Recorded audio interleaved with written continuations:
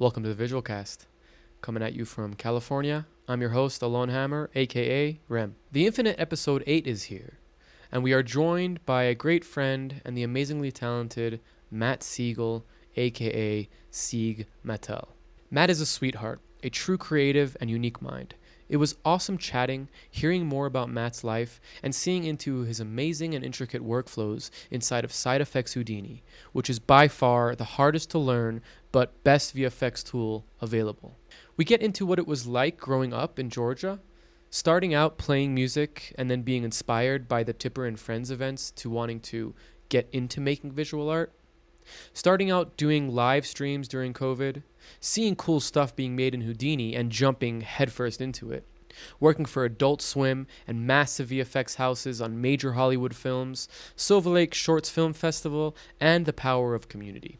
For Matt's set, we dive deep into Houdini. We get to see his awesome project for the online Punisher challenge, Eternal Ascent, his work for Adult Swim, including advanced vellum simulations, Windows screensaver pipes, and building procedural control rigs for characters. I love Matt so much, and I'm grateful for his friendship and that he took the time to extensively show us his workflow.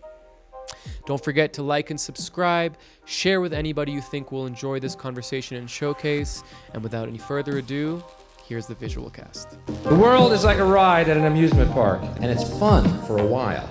Some people have been on the ride for a long time, and they begin to question, is this real, or is this just a ride? And other people have remembered, and they come back to us, and they say, hey, don't worry, don't be afraid, ever, because this is just a ride.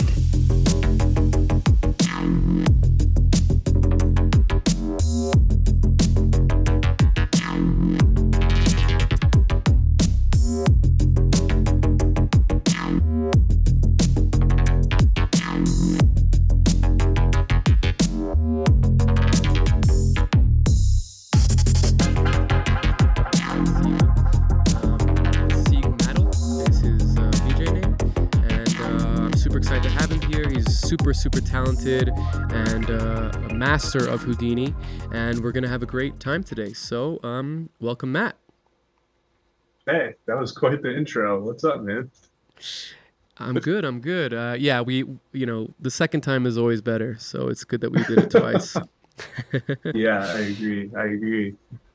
I'm really happy to have you here. We are real life friends, which is always nice to be able to do that with real life friends, IRL and in IRL, yeah. And you were actually one of my first friends here in California, and you've always been super nice to me.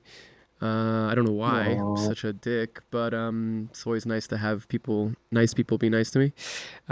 So I'm gonna jump in with the first question.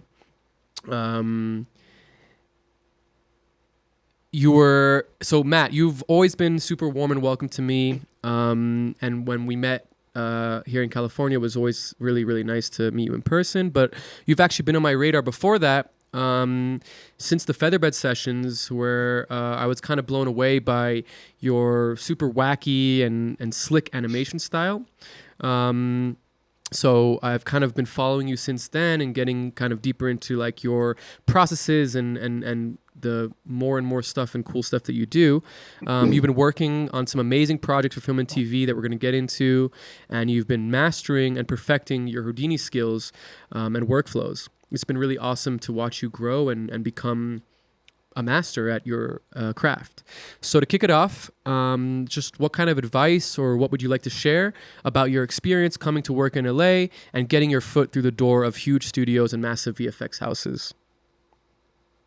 Oh man, that's a big question. Man, We like I to don't start know. off. We like to start off slow here. Yeah, I mean,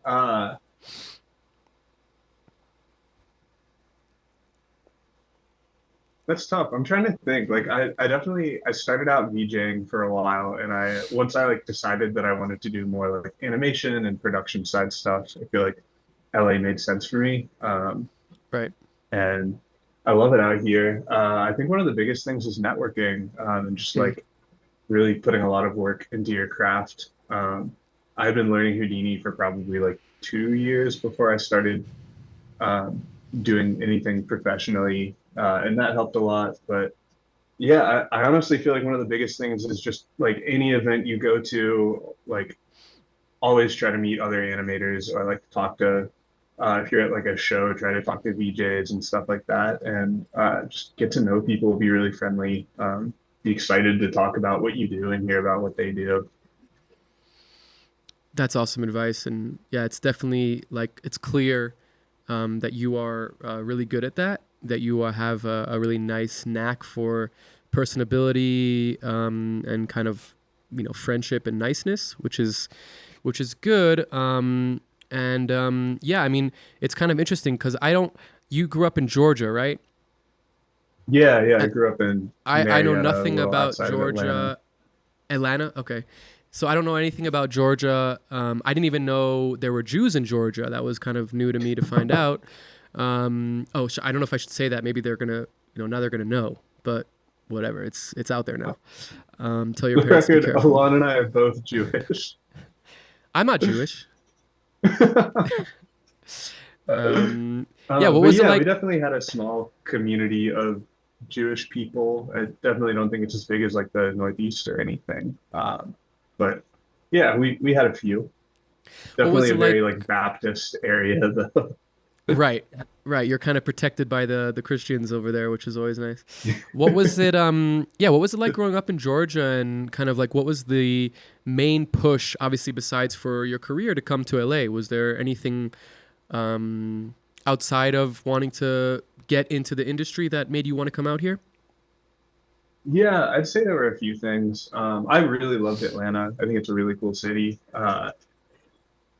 Um, I when I was in college, me and my friends did a few road trips out west. We actually never made it all the way to California, but we were going like Colorado, Utah, Wyoming, parts of Canada, Oregon, Washington, probably forgetting some places, Montana. But I really just fell in love with kind of like the western half of the US. Hmm. I feel like it's a lot prettier in terms of mountains and wildlife. And so I wanted to move somewhere out west for a while, and I've been thinking Colorado, probably Denver, Hmm. and especially when I got into VJing, I was really targeting Denver. But when I started getting more into Houdini and decided I wanted to do more like production side stuff and just focus on the animation, LA kind of came on my radar. And then my girlfriend and I met. She had been wanting to move out to LA for a while. She does TV writing, and Hmm. so like LA is like the place for her to be. Um, and I was thinking about doing freelancing, and LA seems like the best place in the country to go. Not just because there are a bunch of studios out here, but there are just so many other creatives, so many cool like networking events, and just opportunities to become friends with a lot of artists who I admire, and just kind of like really dive into it. So we decided to move out here. I hope that answers your question, but Oh yeah, of course. yeah, No, no, for I think sure. it's kind of both. Like I really wanted a change of pace from Atlanta. Again, I loved Atlanta. There's some really cool pockets, and I miss it sometimes. But I really wanted to like check out another city, and LA just seemed like such a cool place. We came out and visited. I fell in love with it. I love it out here.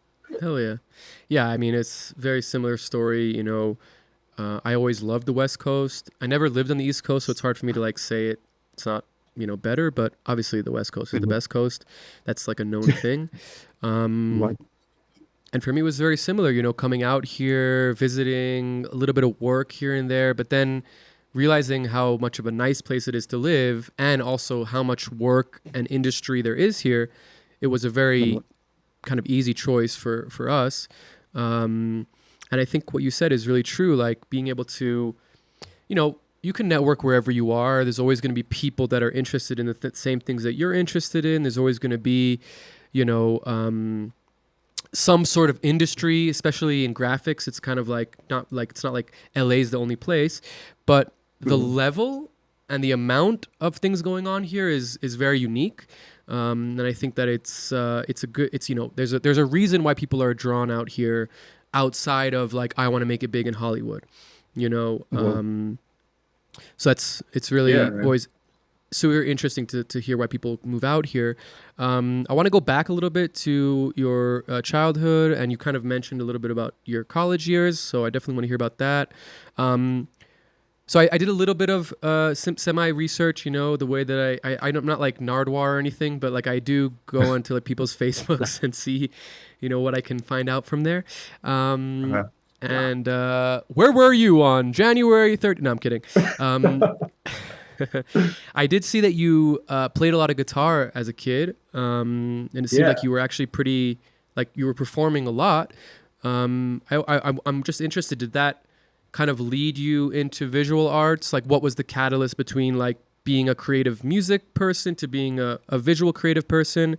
And kind of what is your, what's your first memory or your strongest memory as a kid being a creative and feeling this is like what I want to do with my life?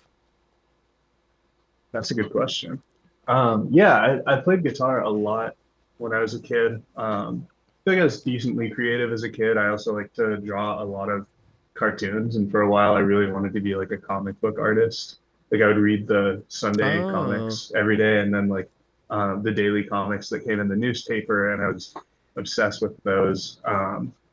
But then I really fell in love with guitar, and for a while I like really wanted to be in a band and just kind of pursue guitar. I don't know if I had like one specific moment where I was like, man, this is like what I want to do. Because I actually like kind of like gave up on creative work for a while. Like I feel like even before high school, I kind of gave up on the idea of like drawing as any kind of profession, and kind of stopped doodling, except for occasionally when I was bored in class. And then guitar, I like played pretty obsessively up until like midway through high school, and even that I kind of fell off. Got back into it for a bit in college, but I never got like really into it. I was in a band my first, like all through middle school, and then like my first year or two of high school, I think. And then I ended up going to college and didn't know what I wanted to do, and so I joined the business school, and I didn't really come back to like any kind of creative outlet until like several years outside of college. And I had one of my really good friends, he goes by Aptic, he does music production, but he had started to get into music, and he picked up Ableton really quickly, and it was crazy. And then like some of my really close friends were in a band, and they'd been pursuing that since high school, and I was seeing like all my friends doing like cool creative things and having creative outlets. And I was just feeling like a little unfulfilled in my professional life. I was doing software consulting at the time, and I just kind of wanted to like try pursuing like a creative hobby. And for a little bit, I was thinking of like getting back into music. I like thought about learning Ableton, although I never really dove into it. And I kept going to concerts and being like, yeah, like music seems really cool. And then it was actually Tipper and Friends, 2019, I think it was my first time going to like a Tipper event. And I like really started to notice like, man, one of the things I love about this is the visuals. Right. It was like, I used to draw a lot. It was like, maybe instead of like diving like back into music, I get into something music adjacent because it still involves like drawing, sort of, it's like visual art. And it's just a software to learn. I kind of thought of it like that. I was like, I've learned a bunch of coding languages. I've learned a ton of software. I'm very proficient on computers. So you were kind of like already in the nerdosphere or geekosphere and kind of interested in software and coding. Like when you went to business school, were you coding already? Like were you in this sphere of like doing stuff with software? I was after my first 2 years. I eventually like declared my major as management information systems, which is kind of like the coding side of the business school.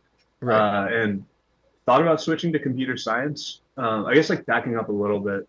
In high school, I had a calc teacher who we like finished all of our curriculum stuff early, and so he started giving us like fun little topics. And he taught us how to code on our TI-84 calculators, just like really simple stuff. Oh yeah. And it really resonated with me, like the way that the logic works. What language was that? I could not tell you. It was like a really basic one. Like there's not a ton you could do, but like he let us. he let me like code programs to like basically solve everything for our tests. He was like, if you're able to, then like I'll let you do that. That's Um, awesome. and it was like a really fun challenge for me. And then I didn't really touch coding for a while. Hmm. And my sophomore year of college, I was feeling kind of like aimless. I was like, I have to declare my major soon. I was pre-finance. I was like, I don't like, I'm so not interested in accounting or finance at all. What am I going to do? And I started to think about coding, and I was like, I actually really liked coding. And so I like ended up doing a summer semester, took some computer science classes, loved it, like dove really hard into it. So I ended up kind of having like I wouldn't say like a half-baked computer science education, but I wasn't like full-on computer science major. I did MIS and then took a few classes in computer science. Hmm. And then afterwards, I was doing like software consulting jobs, which is like you're not doing straight up software development. I wasn't like building the platforms that clients were using, but I would go Right. in and like make changes for them. What was that? That was Sorry crazy. about that. Um, So no, no, that's you're so. good. I thought maybe it was one of your effects that you were putting on. No, no, not. But yeah, I was doing a Yeah. lot of like coding customization. So I'd go in and like build little software patches for clients. So I definitely have a coding background. I wouldn't say I was like deep in like the coding sphere or anything like that, but I'd say like coding was like a pretty primary part of my profession for the like 3 or 4 years until I like jumped ship and started doing creative stuff. Interesting.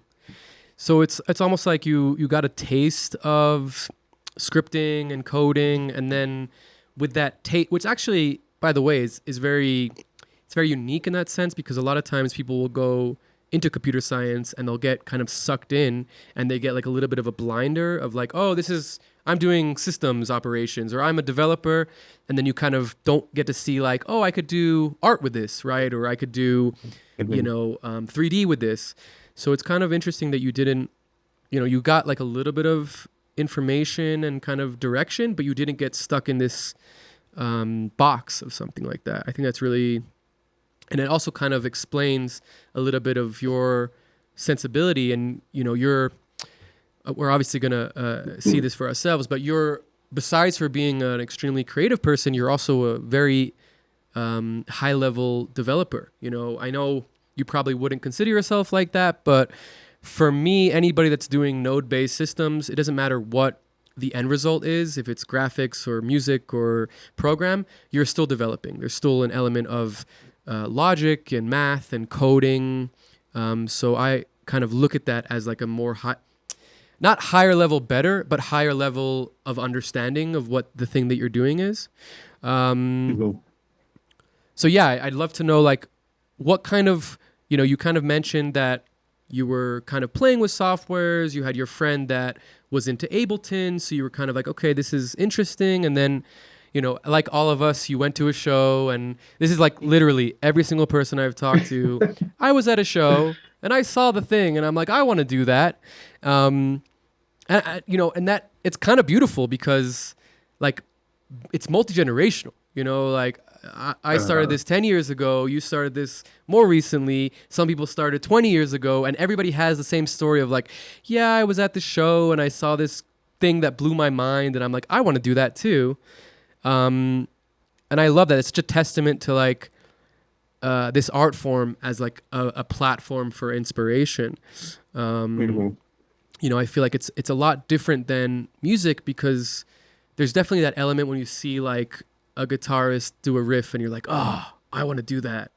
But I feel like when it comes to like electronic music, when you see a DJ and you're like, I want to do that, there's a lot more of like the I'm not putting people into like a category, but there's a lot more of an ego element of like, I want to be on stage and I want to perform in front of all these people, and less about like, I want to go and learn Ableton. Do you know what I mean? Mhm. But when you see like visuals, you're not really connecting it to like a human. You're just like, that's cool as fuck. Like, I want to do that as well. So it's a little bit of, I feel like the inspiration value is like, it's the modality is like very different, So with that, like what was the more catalyst of you getting into 3D? Like what was the jump from, okay, this Tipper event is blowing my mind, My friends are getting more and more into like digital softwares. I have a little bit of a background. What was kind of the catalyst from going like, okay, I want to do visuals to starting to learn cinema, starting to learn 3D? Gotcha. Yeah, I'd say it took about a year. So first, that same festival, like I kind of decided the first night, I was like, I think I want to get into VJing. And I went up to one of the VJs the next morning and I was just like, what software do you use? And he was like, I use something called Resolume. And I was like desperately trying to get service all weekend to just look up like to find out what VJing subreddit, Resolume, like anything like that. I was just trying to find That's information and I had like really spotty service, but I was like, the whole weekend I was just like antsy to get home and like dive in because I was like, I want to learn this stuff. And for a bit, it was just learning Resolume, which for anyone unfamiliar is like pretty standard VJing software. You like load in a bunch of already made clips, and then you can do all kinds of different like live effects. You can change speed, a lot of fun stuff like that. Yeah. So I It's just went through all the a Resolume like website tutorials. nice. Yeah, just Resolume Sorry, you were- is a. No, I was gonna add to what you were saying because somebody mentioned to me that sometimes we get into like very geeky talk without explaining what the thing is, and you did a great job of explaining what Resolume is. But yeah, it's essentially a video mixer with the addition of some tools that you would probably use as a VJ, like mapping tools and OSC MIDI, so you can control it from different places. But yeah, please continue. Yeah, okay. So I was learning Resolume for a bit and just using other people's clips. I was living with some creatives at the time. My really good friend Evan, he had been diving into some After Effects. He was running a video agency in Atlanta, still does. And so he started making a few fun clips for me. Like he just made one of like Mario running around and like eating a mushroom, and then like things got kind of crazy. I was like, whoa, I kind of want to learn to like animate some of my own stuff. And I was working on marketing at the time. I had a software consulting job, left that because I got bored after like a year. Not just bored. I mean, there's more to it than that. They were using like a very old tech stack, but I ended up doing like kind of like a digital marketing analytics job for a bit. And then when that job concluded, I had some time in between work, and I was like, I'm going to take this time to learn After Effects. And so I kind of dove in, learned some animation, and I was trying to do more like find like local Atlanta artists who would like draw really cool stuff and like hit them up and just be like, hey, could I animate your stuff? I'll like credit you fully on everything. And I would just take the pen tool in After Effects and like cut out little pieces and like make things move. So I kind of learned animation through that, just kind of like messing around a bunch with After Effects, doing tons of tutorials. And I had fun with that for a while. And then I got into synesthesia, which again, for people who don't know, it's a VJing software where you can load in all these like real-time visualizers, kind of similar to like the old like iTunes visualizers you would get that would like play along with your music, but like a lot more like 3D and crazy. And you could map different controls to a MIDI controller, and you could like move a bunch of stuff around. But you could also there's this website called Shader Toy, and people will design their own like real-time scenes. It's all using code, and a lot of them will like put them up open source and say like, hey, this is Creative Commons, like anyone can use these for any purpose.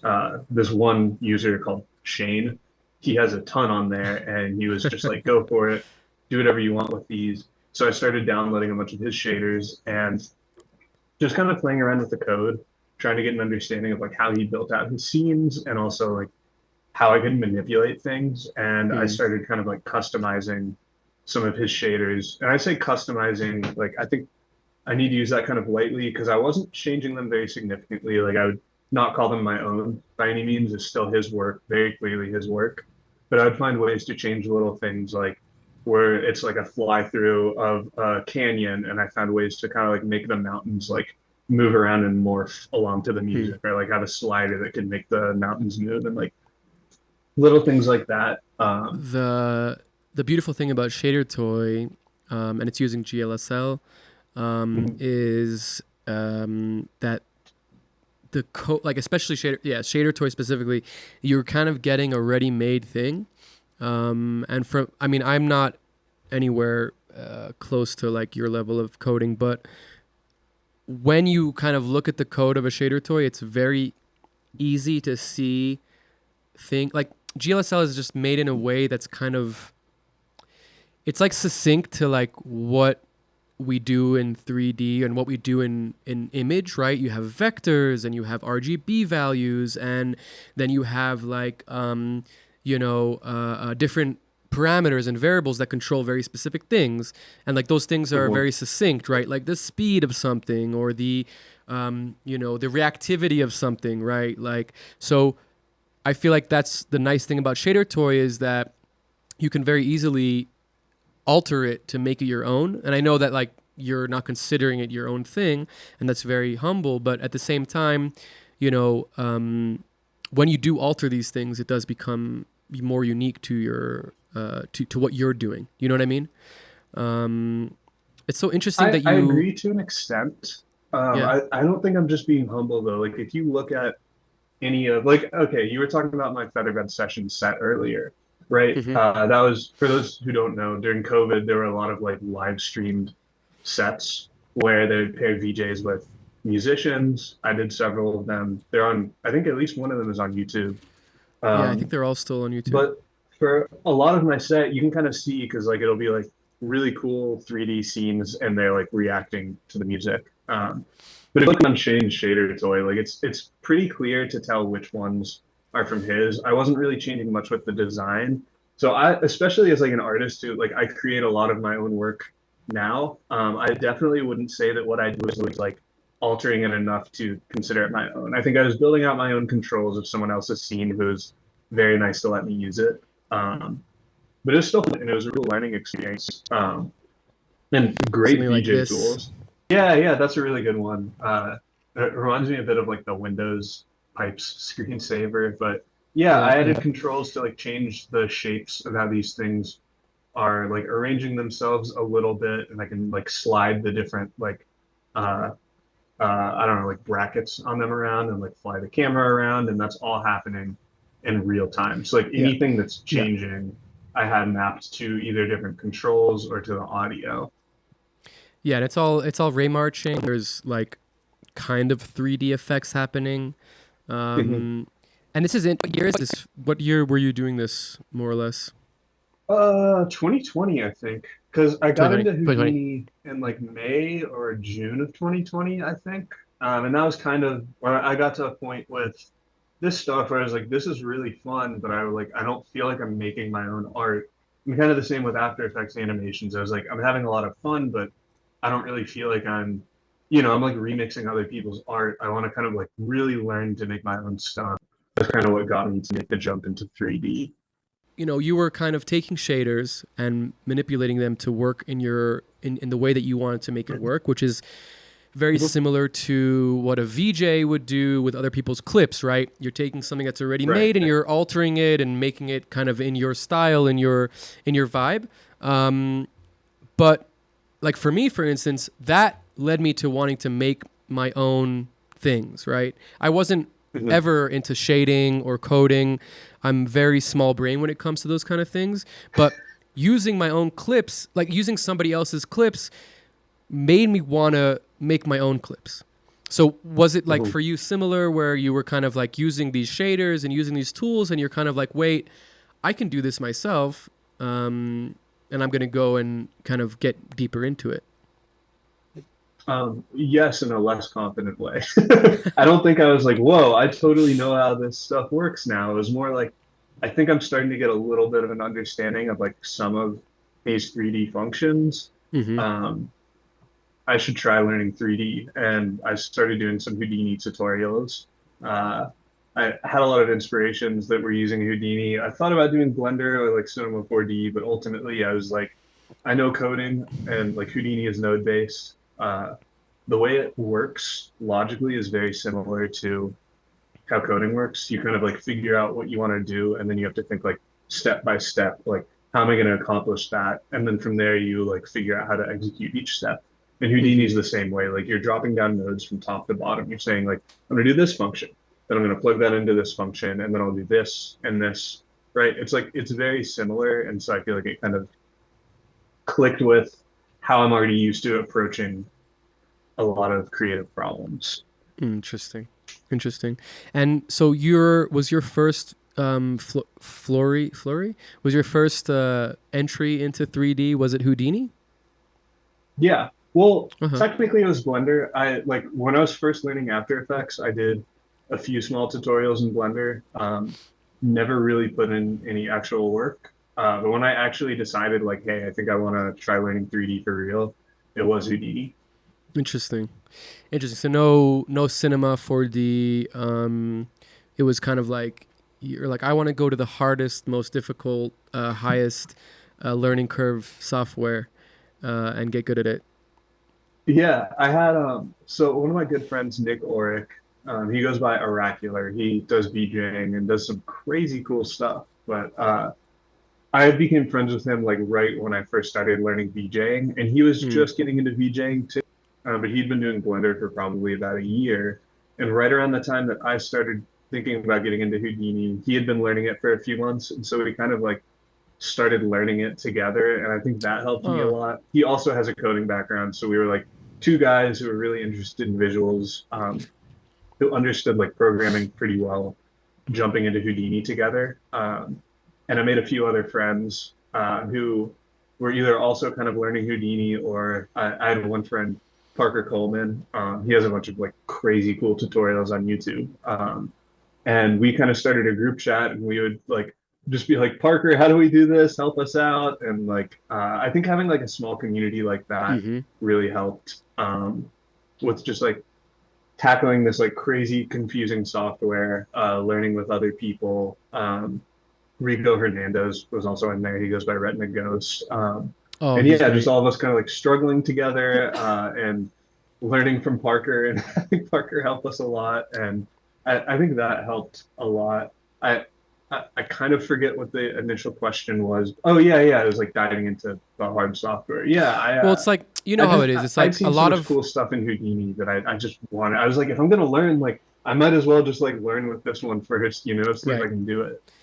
Yeah, I mean, you say it comes from a place of it doesn't come from a place of confidence, but to be honest, I mean, I think you're not giving yourself enough credit, or maybe you just didn't know how hard Houdini was when you got into it. But I've tried to learn Houdini at least 3 times. I've bought a license 3 times, like the indie license. I've like done like 50 hours, just like sitting down, 50 hours in it, and every time I just kind of like get like, for me, if I'm sitting and learning tutorials, the end result has to be that I can do things myself. Like, a lot of times tutorials will teach you a technique, like a very specific technique, but inside of the technique, you're learning lots of workflows, you're learning functions, you're learning like different little things.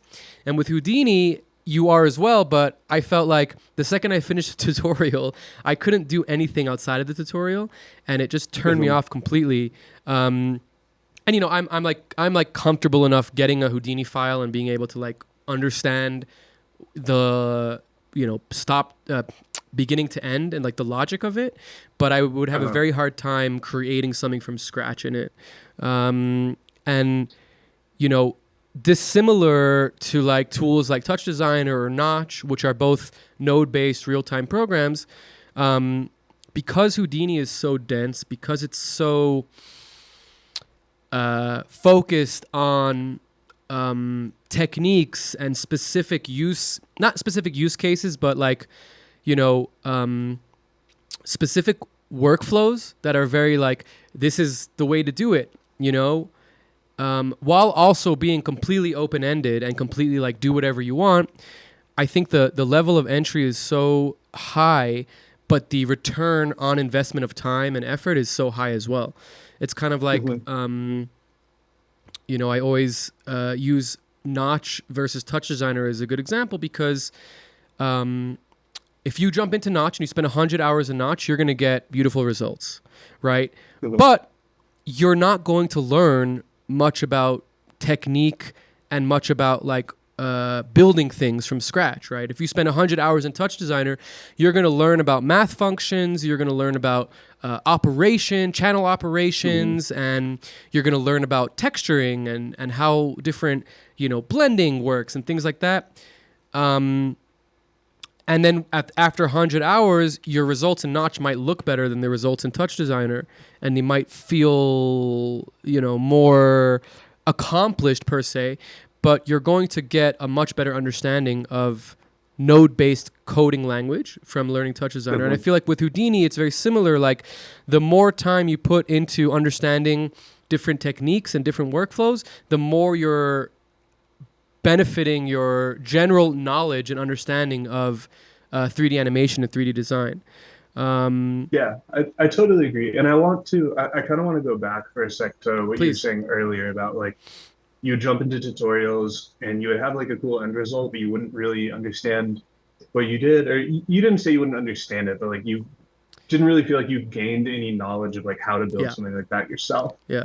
This is something that I like try to help people with a lot when they're trying to learn Houdini, is like, there are tons of cool one-off tutorials out there for Houdini. I don't think, like, unless you were really, really perceptive and like really take a lot of time to like pause and like think about what you're doing, I don't think you learn a lot from those unless you already have a decent understanding of Houdini. Mm-hmm. I really I did so many tutorials that were really, really boring, but like really teach you like all of the individual like geometry operations, like what is each of these nodes do, how are you manipulating things in like two-dimensional space, right. Like really, really basic operations, and then like understanding like attributes and like how do attributes really work, what can they be utilized for, how are all the different ways you can manipulate them. And like, it is a lot less exciting than doing like a cool like particle explosion tutorial, but like particles, you learn so much more. And like particles, yay. Whoa. Did you do it again? I'll do one more. Yeah, particles. Whoa. That's really fun. But yeah, I don't know. I feel like it takes a lot of like kind of like watching some, I say boring, but like they're really not boring. Like, they are interesting in a different way, but you're not like, it's like 101. Where you have like a really cool result at the end. Right. It's like 101 versus like advanced techniques where at the end you get like something cool to use, right? Mm-hmm. Yeah, like a few examples I have. A free one is called Houdini 101. It's a free YouTube series. It's by Tim Van Helsdingen. I hope I'm saying his name right. But Tim Van Helsdingen? Yeah. There you go. Yeah, he's from the Netherlands. Oh yeah. But yeah, he takes a very like slow approach. He doesn't touch simulations at all for the entire tutorial. He just shows you how to do everything with like geometry operations, and he really like explains everything he's doing. His tutorials are long, like it's a long series, but it really is helpful. It shows you a lot of like very useful and common workflows. Hip Flask is another good one, like Hip Flask, like the like flask used for chemistry. Theirs are very boring, but they really do go through like every like fundamental of like geometry operations, everything you need to know about like attributes. And then they do like I remember for the geometry one, they like have you do this tutorial or like throughout where they're teaching you stuff, you're also building a procedural fence generator, and they're slowly showing like how can you like have it adapt to any kind of terrain, how can you like adjust the spacing, right. And they're like really showing you all these like low level operations that you can do to like accomplish all these things and like why they're happening. They like really take their time in explaining like, okay, what happens if we turn this off? See why that's not working? This is why we do this. And I think things like that are super helpful. Yeah. Yeah. Outside of that, I also think like learning concepts and like then like trying to like implement them into your own project, hitting walls and being like, why isn't this working? How on earth do I do this thing that I want to do? And then like searching for that information and finding it. I feel like that really, really helps make connections in your mind for like, for sure. Oh, okay, this is why you do this kind of thing. For sure. Which, by the way, is why softwares like Houdini, Touch Designer, I'd say Blender as well for sure, is where there's a massive community, and then like the question that you're wanting to ask has been asked already and answered. Whereas like a lot of softwares don't have that, because they're like maybe like Maya. There's like a very academic approach to it. Notch is very expensive. So having that community, and it also ties into what you were saying before about having your buddies to be able to be like, hey, dude, how do I do this? That's so valuable. It's so valuable in learning a software, in getting better at your craft. And like you said, like, okay, you learn how to do something. Maybe it's like, a particle thing, and then you want to do it specifically for your thing. And then there's like one or two little things that you just don't know how to do. And maybe you don't even know like the right term to search for to get the answer, right? And you're wasting all this time finding all this information that doesn't help you. But then you have your group chat and you're like, hey, dude, how do I do this? Blah, blah, blah, blah, blah, blah, blah, blah. For me, the blah, blah, blah, blah, blah, blah, blah, blah helps me, A, understand the question that I'm trying to answer, and B, sometimes turns the switch on like, oh, yeah, of course, I missed that one thing. Yeah, sometimes that's so spot on. There are times where I'll go to ask someone and like while I'm typing the question, I'll kind of realize. It's just like saying it, either like saying it out loud or having to like write it out makes you like think through it in a different way. It's called rubber ducking. I'm not exactly sure why it's called that, but yeah, I don't remember why it's called that, but rubber ducking is like, yeah, when you explain to somebody your problem and through the explanation, you find the solution. I love that. And like, I want to talk at the end a little bit about the MoGraph Mafia and the groups and everything and kind of like that community. But it seems to me like you actually had this idea and sense of community earlier. And I think it's really powerful to have that, Yeah. Okay, so I think to build on that, before you move on real quick, just to build on that, I do think like getting involved in communities like locally as well as like different online communities is so key, especially when you're like trying to get into the industry or like trying to learn a new software. Like I just really immersed myself. Like I would jump into different Discords and try to kind of like make friends with people.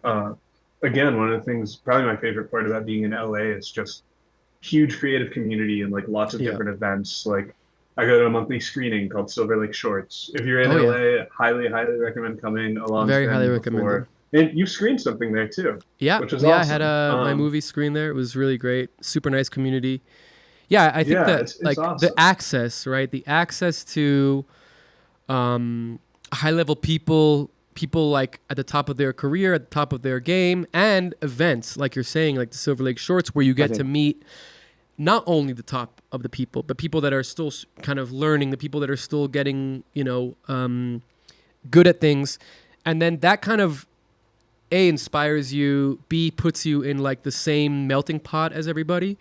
I think that's very like you nailed it. Like it's very valuable to have that.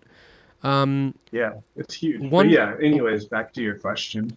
I am the host, Matt. Yeah. Do you use a Karma render at all, or are you mostly outside of Houdini rendering?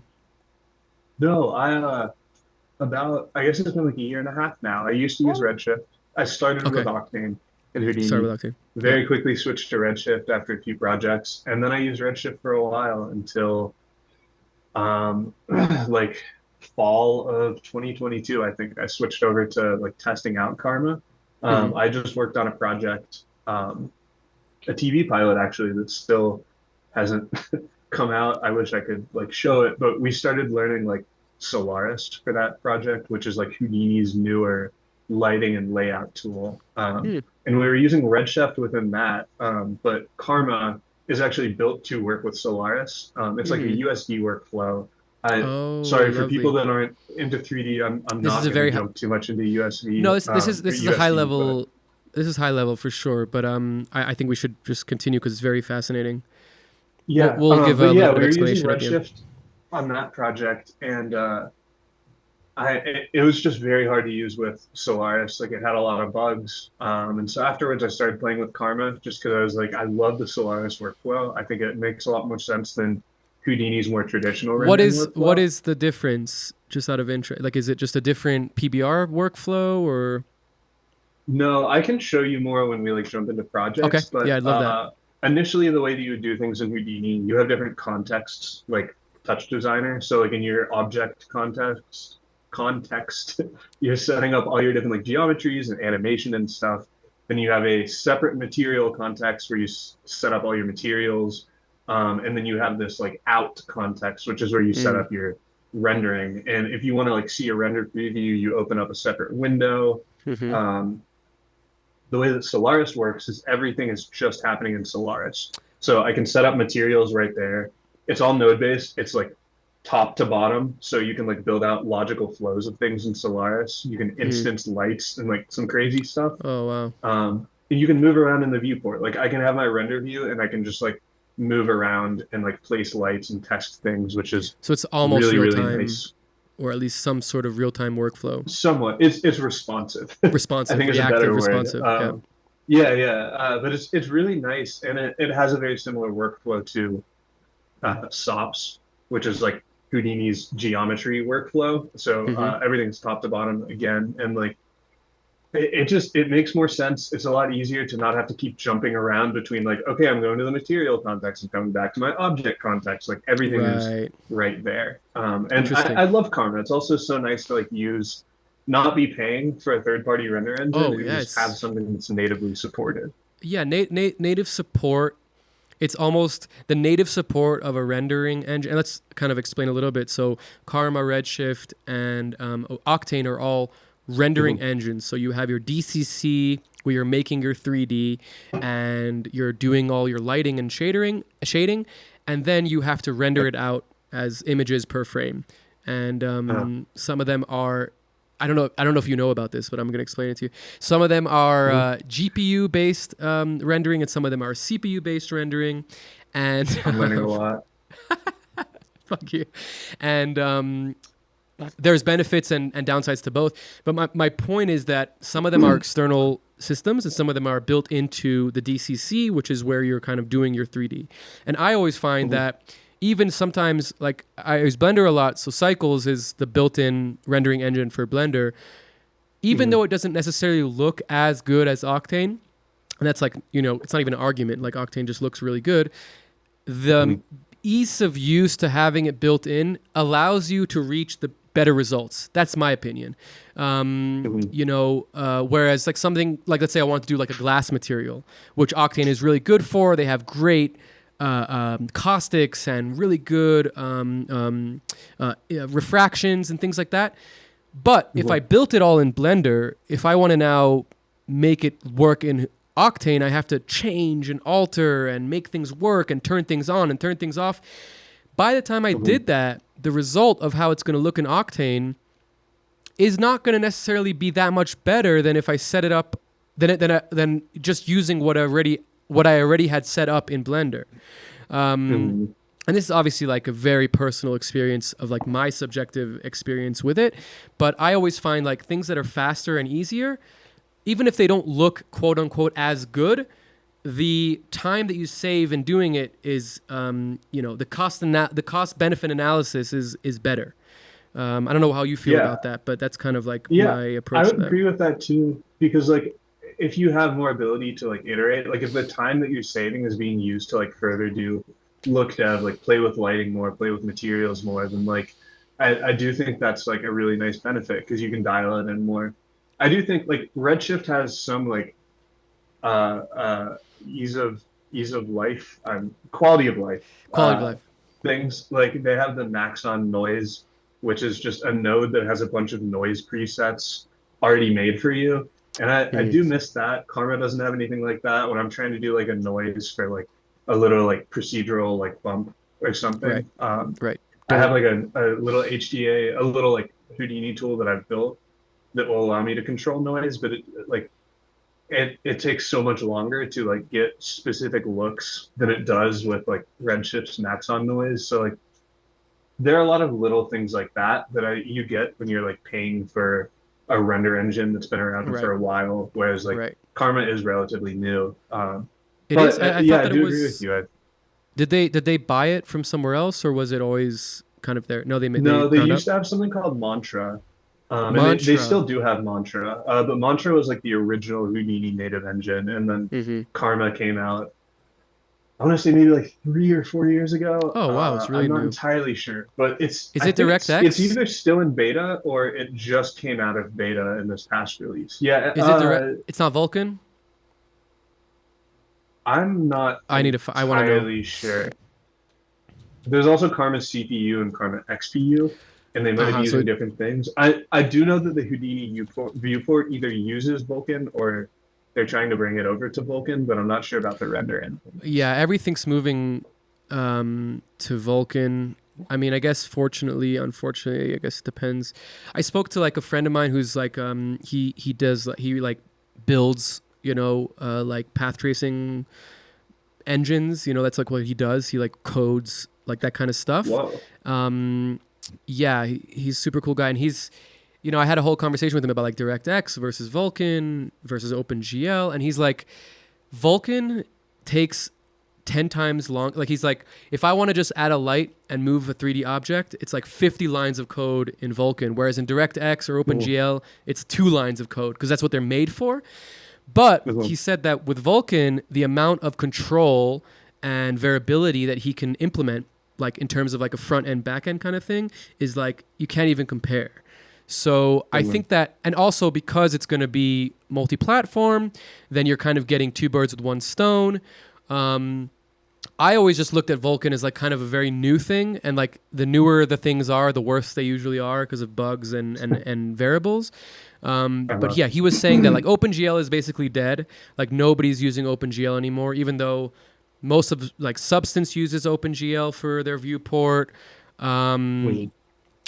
Touch Designer used to. Now they moved completely to Vulcan, but a lot of things still use OpenGL. A lot of web stuff. And DirectX was almost always for games, less for like 3D graphics and things like that. But he said like now it's like DirectX and Vulcan are like kind of growing together. And he said that Vulcan is like, unless DirectX changes a lot of things in their, code base, Vulcan's going to like overtake things. This is like so nerdy and high level conversation that is probably not really interesting to most people. But it's interesting to us, and we're what matters right now. So yeah, I mean, we're the ones putting on the show, so exactly. And like and subscribe, right? Smash that like. So before we get into your set, which we're very close to, I want to ask you kind of specifically about your style and your your vibe when it comes to animations. And I'm going to kind of share something here while we talk about that. Whoa. So this is Matt's kind of well, it's not kind of, this is Matt's Instagram.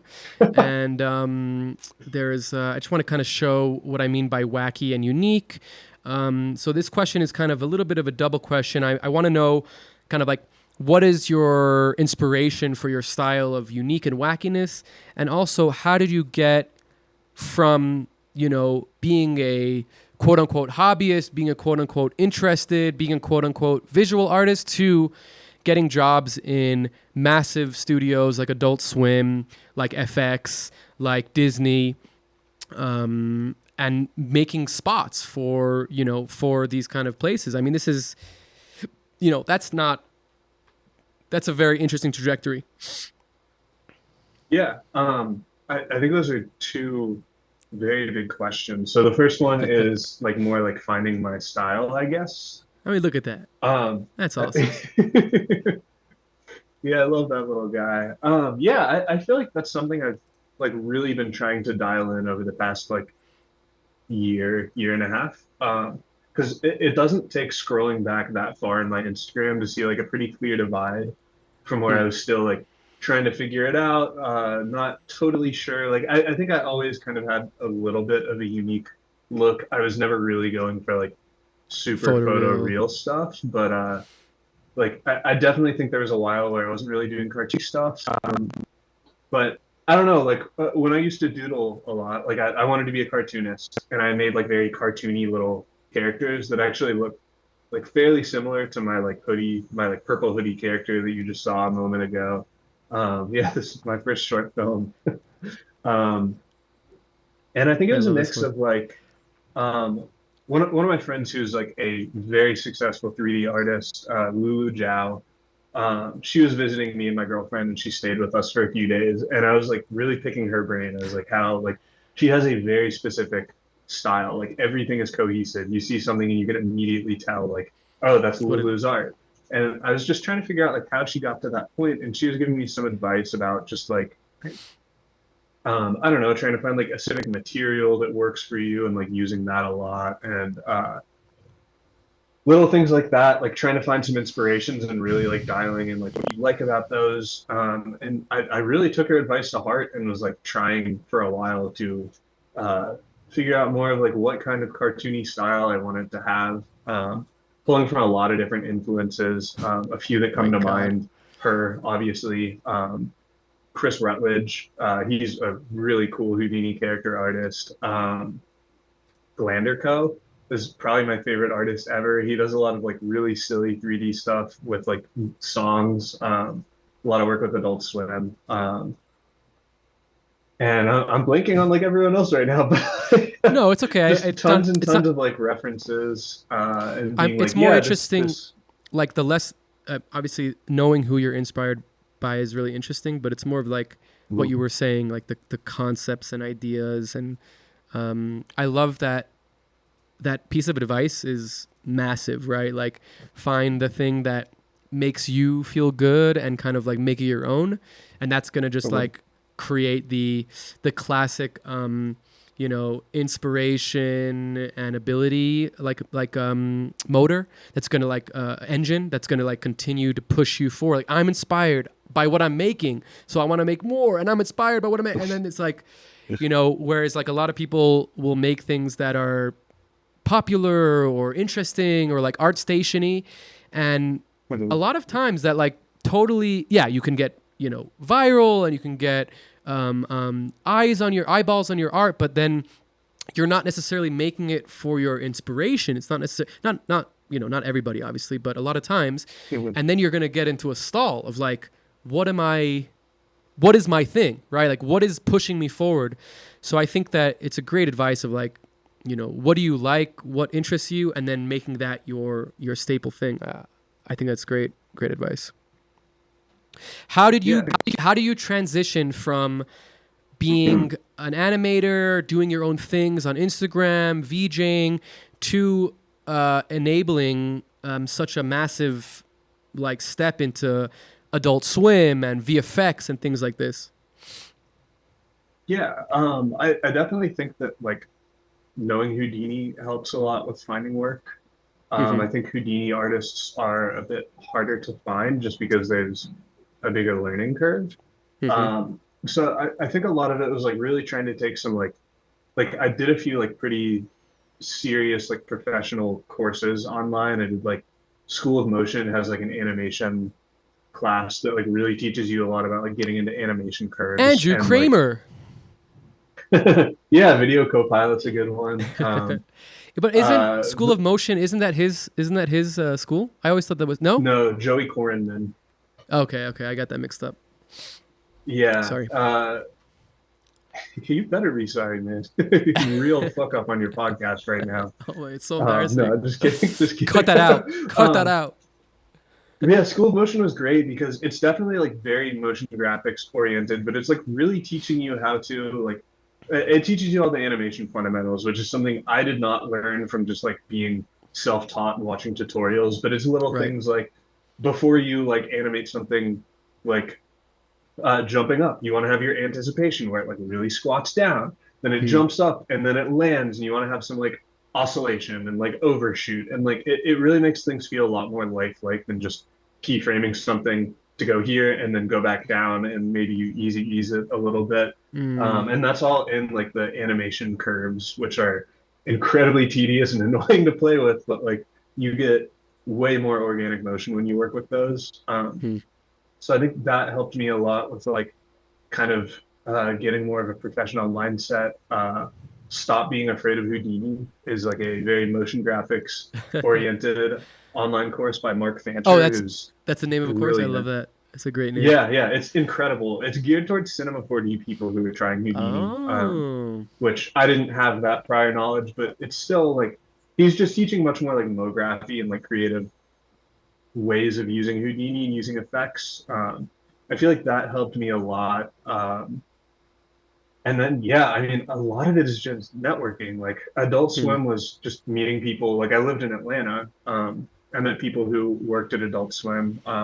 My girlfriend used to work there as well. And eventually kind of like, I guess, making enough of an impression on them to have them be like, okay, we're willing to like take a shot on you and have you like animate and ident.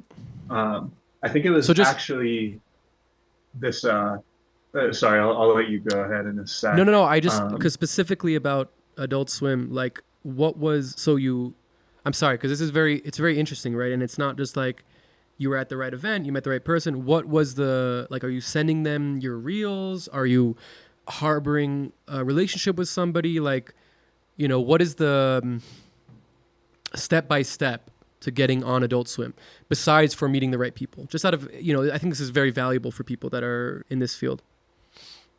Yeah, I don't think I'm going to give an answer that's super satisfying because it really is just networking. I mean, like so many people want to do work with Adult Swim. It was just like knowing a few people that worked there, and so they were familiar with my art. And I think like as I was progressing, they were getting more interested and eventually wanted to give me a shot. It was actually a little music project that I did for Universe of Sounds. I worked with Rigo, Retina Ghost on it. And at the time, one of the producers at Adult Swim was trying to do like a music project. I think it might have been Ambient Swim. I'm not positive though, but it was some kind of music project, and she had reached out to see if I'd be able to tackle it. Ultimately, I didn't do it, but I think that like really got me on their radar. And then after that, they just started like reaching out to me, and eventually we were like, "Hey, what if we had you do Smiling Friends and Rick and Morty idents?" Which, for those who don't know, IDs. It's a little like 15-second animation that at the end shows like the logo of the company that you're doing the ID for. So kind of like I would usually do like IP related things. Smiling Friends, Rick and Morty are both shows for Adult Swim. So you kind of like adapt those characters in your own way. And then at the end you reveal the Adult Swim logo. But yeah, I wish that I had a more satisfying answer, but a lot of it is just like knowing the right people, like being in it helped a lot because I was able to meet some people that worked at it. Interesting. Yeah, I mean, I sorry to put you on the spot like that. I just feel like no. I feel like there's a lot of overlap when it comes to I'm starting my career and I'm kind of getting meeting the right people and I'm getting my reel together, but there's it's very and I think you kind of said it, like it's very difficult to like really pinpoint like what was the thing that you did per se to get on their radar, besides for being a super nice person and personable and networking, and also like showing the progress. Like, hey, you like my art? Good. I'm going to keep on getting better at it. I'm going to keep on perfecting my art, and I'm going to show it to you and continue to harbor, and harbor's the wrong word, but nurture this relationship. Harbor's like a negative thing, right? It was definitely, it was definitely a lot of that. Like when I first started like getting to know people at Adult Swim, it wasn't like immediately they're like, all right, you're doing something for us. Like, I don't think they were super impressed with my art at the time. But I think like slowly as I grew as an artist, I got more comfortable and more confident. And I think they were getting more impressed with my work and kind of like showing a bit of a style there. And yeah, I think eventually they were just like, we're willing to take a chance and like let you animate a few things. Hell yeah. Well, it's super well deserved. I hope you know that. Like, I mean that really honestly, like seeing you do these things for Adult Swim, it's so fun. And then hearing about some of the things that we can't really talk about, but hearing about all the projects that you're working on, and it's very inspiring and makes me, feel good about this industry, that people like yourself are getting these opportunities and not just fucking boring people. So with that being said, let's jump into your set. We have a very special Oh. Yeah, here we Whoa. go. This is my whole set. I'm just gonna do this the Just entire like time. feedback, some automatic feedback. But we're gonna get a jump into Houdini. I'm not super aware of what we're gonna see, so I'm very excited. And I'm gonna let you take it away. I'm gonna try and let you talk most of the time, but if I have a question, I'm gonna have to ask it because I have no filter. Please ask as many questions as you like. I also want to preface this. I've never done anything like this before. I've never walked people through one of my projects or anything. So I apologize if it's a little shaky or rusty, but I did practice a few times, so hopefully we'll be pretty good here. But I do, to give an overview, I want to walk through a few more recent projects I've done and just kind of, I'm not going to dive into everything. We don't have enough time. I think I could spend 30 minutes at least talking about each project if I really went like step by step. But I just kind of want to walk through a few of them. And then I think I want to end it by showing this character rig that I've been working on for a while. I've been getting really, really into character work in Houdini, designing my own characters, rigging them procedurally. I think Houdini is an incredible way to rig and animate characters, and I'll kind of show why a bit there. So yeah, I'm gonna pull up. I'll kind of show a video for each project. So this first one, Punisher, he does these like 3D community challenges, and he did this most recent one called Eternal Ascent. And you're given a character walking up a staircase. You just have like a little mocap and a staircase and a set camera, and everything else is up to you. So it's a little 5-second animation that I did. You have some fun things like this giant head at the top, and that turns into this crazy head. We have all these creepy heads looking out, and then the character kind of shivering. We have this weird staircase with eyeballs. I'm not going to dive into every little detail, like I said, but yeah, let's kind of get into it a little bit. So this is Houdini. I apologize for those who've never seen Houdini before. I'm not going to describe too much about the interface. We're just going to kind of hop in. So this is my character, and we have the initial mocap that's wireframed here. I don't want to spend too much time on this because it's really just some like motion capture retargeting. You can take the mocap and basically like map it to your character's skeleton. And then there's just little bits of cleanup I have to do. Like you can see at the bottom, these are all the different keyframes that I had to add for little things like the foot sliding, like trying to make sure the feet stay planted, trying to make sure that like the arm space makes sense because the characters are like proportioned very differently. And then little things like making the head turn around. I keyframed the hoodie bouncing around and then making him like shiver. That's all keyframed as well. So just wanted to show the character for a second.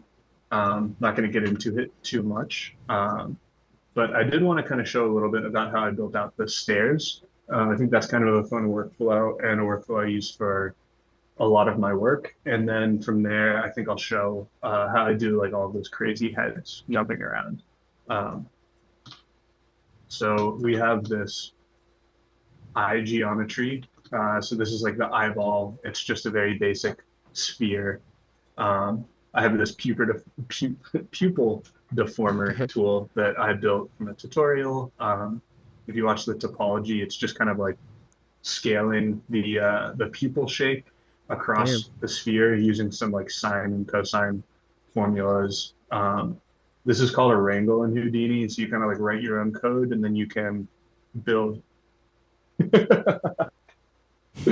kind of have like these different controls that are like inputting values into the code that you're writing. So you can see like this pupil slider is moving around as the animation is happening. So I have my like animated eyeball. It has some like fun little pupil dilation to give the eye some personality. And then I'm going to jump over to the staircase for a second. He gave us this initial staircase that's absolutely massive. So I cut some of it off. I did a little bit of grouping. I basically grouped just the sides because I only want the eyeballs to appear on the sides. And then coming over here, A nice thing about Houdini, you can kind of like branch things off. So like I have my staircase right here. As I follow this path of logic down, which I'll come back to in a minute, you can see how I kind of finish building out the shape of the staircase. But over here, I kind of branch off to use this part of the staircase to build out points that the eyeballs will scatter on. Uh-huh. So this is kind of, I'm visualizing a density attribute right here.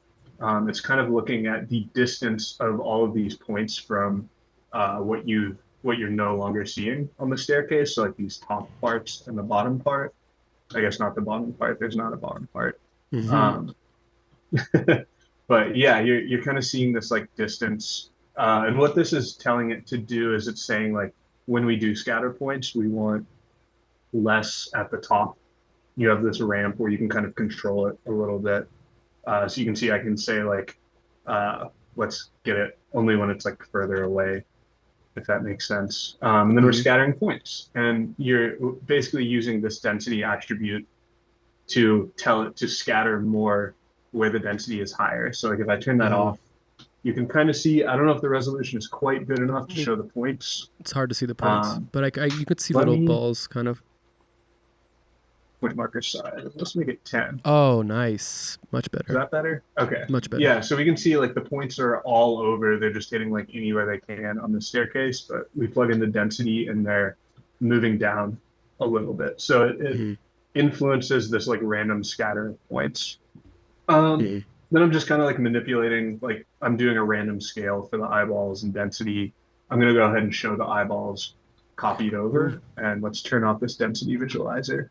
And I will real quick bypass these nodes so that you can see what's happening. I'm going to run through it quickly, but right now we just have like static eyeballs. They're all facing pretty much the same way. It looks pretty boring. So this randomizes the scale a little bit, gives a lot of nice variation. In 3D, you're always trying to like find ways to kind of like break up uniformity, makes things look a lot more real. Then we're also using this density attribute, the same one that influenced the scatter of the points. That's coming in and it's influencing the scale a little bit. So this ramp right here is kind of saying like, take the scale and this is how you map it to the density. So you can see like as we pull this down, it's saying like high density, we still want to have like low scale. Interesting. Basically all that's happening there. Then we want to randomize the orientation a little bit. Again, just breaking up some of the uniformity. They're all not just facing one way. And then this last one is actually like a keyframe transform modifier. You can see keyframes here at the bottom, and you can watch. This will show like how it was animating at the origin. And this is how I kind of got them to like look around and aim a little bit. Is it like a look at target, or is it something even simpler? Just literally just like a null? It's simpler than that. It's basically using this MOPS toolkit, which is motion operators. It's a free toolkit for Houdini that's incredible. It adds a bunch of like motion graphics tools, but it's basically saying like we're gonna add like a transform at the center of each of these points. So I can like rather than transforming them all from origin, I'm transforming them all from the center of them. Right. That's so cool.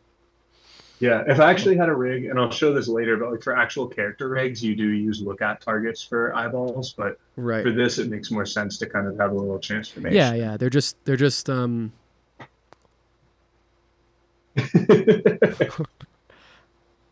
love that.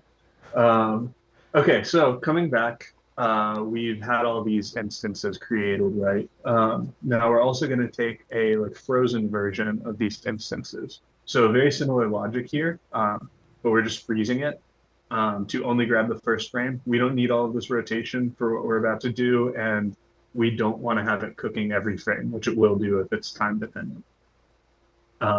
So taking the staircase and basically just doing a VDB operation.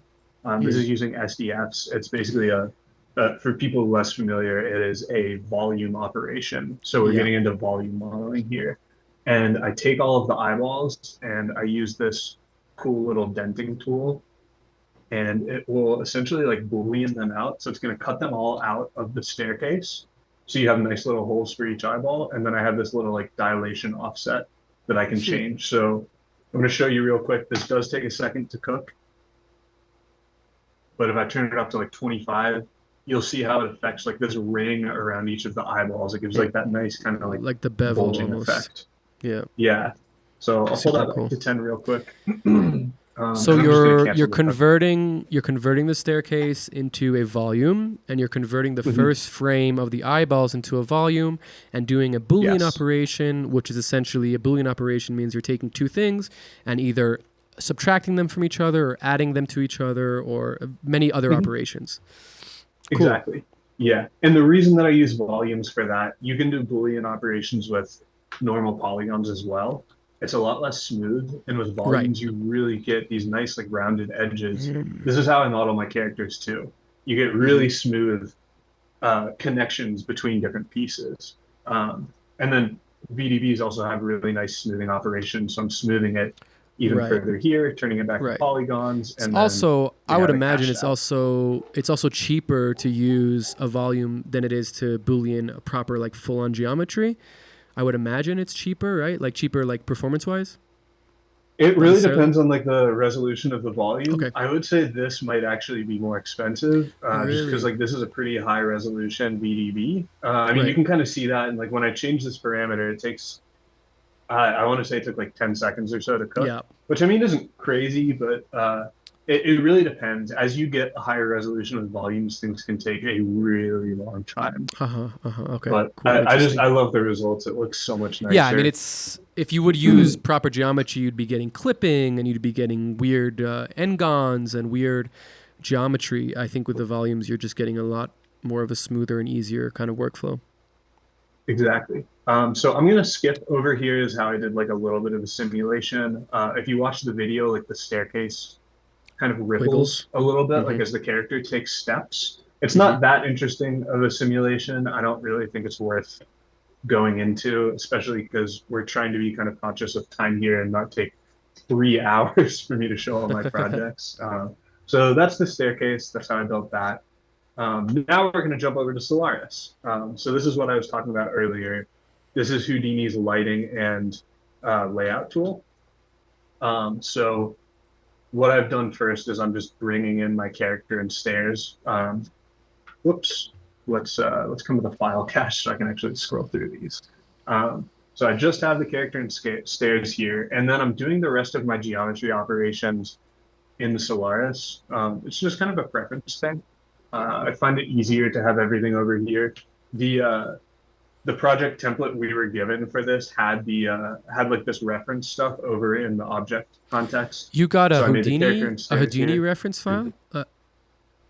Yeah. Basically, Oh, I'll show it real quick. Actually, this is I thought that they only provided like a Cinema 4D file. I didn't know they also provided a Houdini one. It's awesome.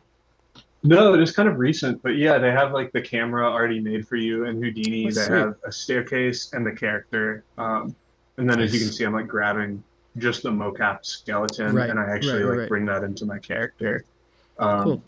So yeah, I have the character in stairs. Now the hero head, basically the giant head that like looks at the character and then kind of like spins out and turns into this crazy head. So again, trying to be a bit conscious of time here. I'm not going to dive super into it, but I have using my character rig and just isolating the head. I have here we go. I have you can kind of see like some of the control shapes here. I just have him like moving around. I'm using some rig noise on the neck to give it a little bit of like all of that wobbling that's happening, where he's kind of like moving around in space. Yeah, that's all procedural noise, so I didn't have to like animate that. But so cool. Everything else is not. So like the eyeballs, the eyelids, everything like that. It's a bunch of different blend shapes that I've built for the character. So yeah, he's just kind of like he looks kind of like friendly at first, and then like a little sad or concerned, and then he looks evil. So here I am placing him where he needs to go. And then this next section right here is like our transition effect.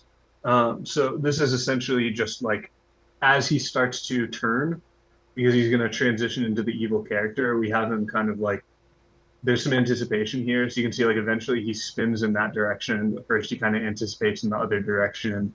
There's a little bit of squash and stretch there. So he's like squashing here and then stretching upwards, just makes him feel kind of like bouncy.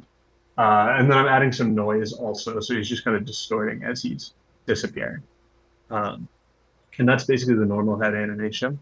Then I have this crazy, weird head from the same character that I modeled separately for a different project, and was like, this would be really fun to bring in.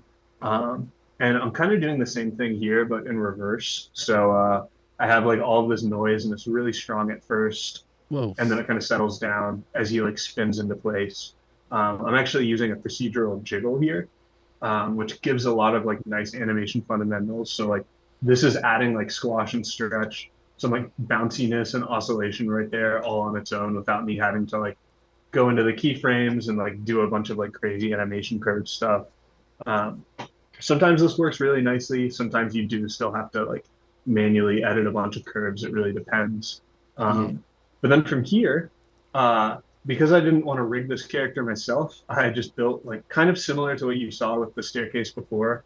I'm using another MOPS transform modifier, and it's just keyframe animation that works on each individual eyeball. So if you watch, they're kind of like looking around a bit. And if I show the character now, you can see, sorry, this is a little bit wonky with the visualizer. You know the character's right here. I'll take it off now. You see the eyes kind of like focus in on the character, and then at the end, they look up at the camera. Yeah, okay, nice. I can look through the camera. They like look up at you. And then all I'm doing is just like merging them together, since I have them scaling in and out of existence. So it's definitely not a seamless transition. I wish I had more time to work on this. It's fast enough. Yeah, and there's a lot of motion blur, so you can't really tell when you're watching it unless you're really going frame by frame. But yeah, I've done more seamless morphs in the past. This one's a bit difficult because they have very different topology. Like you can see this one has 66,000 points. The other head has like 38,000. So like typical blend shapes won't work. There are other cool ways to do it in Houdini, but I had a whole month to do this project while working on other stuff. So I said, let's let motion blur help me out a little bit. So that's the hero head. And then I'll show quickly how I did all these crazy heads. I feel like this is probably the most interesting part of the workflow. So I'll show, we just have this one head right here, pretty much just bringing it in and then poly reducing different parts of it. I'm realizing I should maybe zoom in on the nodes a bit more to make it a bit more legible. But nice thing about Houdini is you have so much control that I can just say like, I want to poly reduce the skin by this much, and then the hair I want to do by this much. Right. You can like it's all really groups, right? Basically, yeah. And so I'm saying like the skin and hair I don't want to poly reduce as much, or else I start to lose like the shape of them. But the teeth and tongue I can like really decimate, so like they're down to 20% of the original point count. That's awesome. The reason I'm doing that is because I'm instancing a bunch of these. So then, yeah, I'm doing a bunch of clones. And so then this whole workflow over here is creating the instance points that I'm going to be using. So first, I'm like painting a volume. I have this paint fog volume where you can literally come in here and then paint fog. Oh, wow. That's cool. Yeah, and when I did this, I had, oh man, this is showing everything though. I had the staircase visualized here, so I could kind of like draw the fog around that. Interesting. Yeah, and then I'm just like making some copies of the fog. I'm adding some noise to the density, and then I'm scattering points inside of that fog volume. So when you scatter inside of a fog, oh no, go ahead. Continue. When you scatter inside a fog. So if you scatter on a surface, like before when I was showing how I put all the eyeballs on the staircase, you scatter on a surface, like say we're using this water bottle, scattering on a surface will only put points on the outside. But if you make a fog volume and then you start scattering, you get points like all throughout. Like I get a point inside of here. And so like using a fog for this purpose is a lot more useful because I'm getting this whole point cloud instead of just like a surrounding like mesh of points, if that makes sense. Okay. No, that makes total sense. I was actually going to ask that, so you answered it. Thank you. Oh, sweet. So yeah, this is my instanced points, and then I'm going to bypass all of this real quick so I can kind of show what each of these nodes are doing real quick. So give this a sec. So we have all of these heads, and they're just kind of facing uniformly forward. as I said before, we really like to have some breakup on uniformity to make things look interesting. So the first thing I did, excuse me, I actually brought in the character. Whoop. I brought in my character walking, and I isolated just his head, and I got the centroid of the head. So this is like an aim reference. Coming back to these heads, you'll see why I'm showing this in a sec.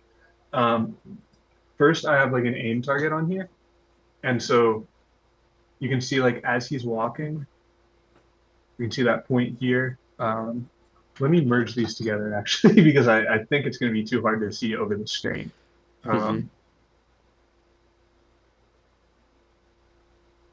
Oh man, that doesn't really work either. Well, I'm trying to think of the best way. Oh wait, actually, here we go. What if you just We put can a see this, sphere? right? Yeah. Okay. Go. Okay, so we can see like this moves along with the head. Yeah. It tracks where the head is at all points, and then it's having them all aim at it. Mhm. And so it just gets them all staring directly at our character, which is already awesome. a lot more unsettling. Then from there, just still adding a little bit of like random orientation. So like their aim is changing slightly. They're all looking generally at him, but not fully at him. Randomizing the scale as well. They're not all one sides. This is where it really starts to get fun. So I have this animated noise modifier.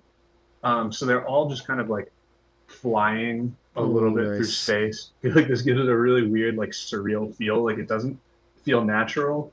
It doesn't feel super unnatural either. It's like somewhere in between where these faces are all just kind of like moving around as they're staring at our character.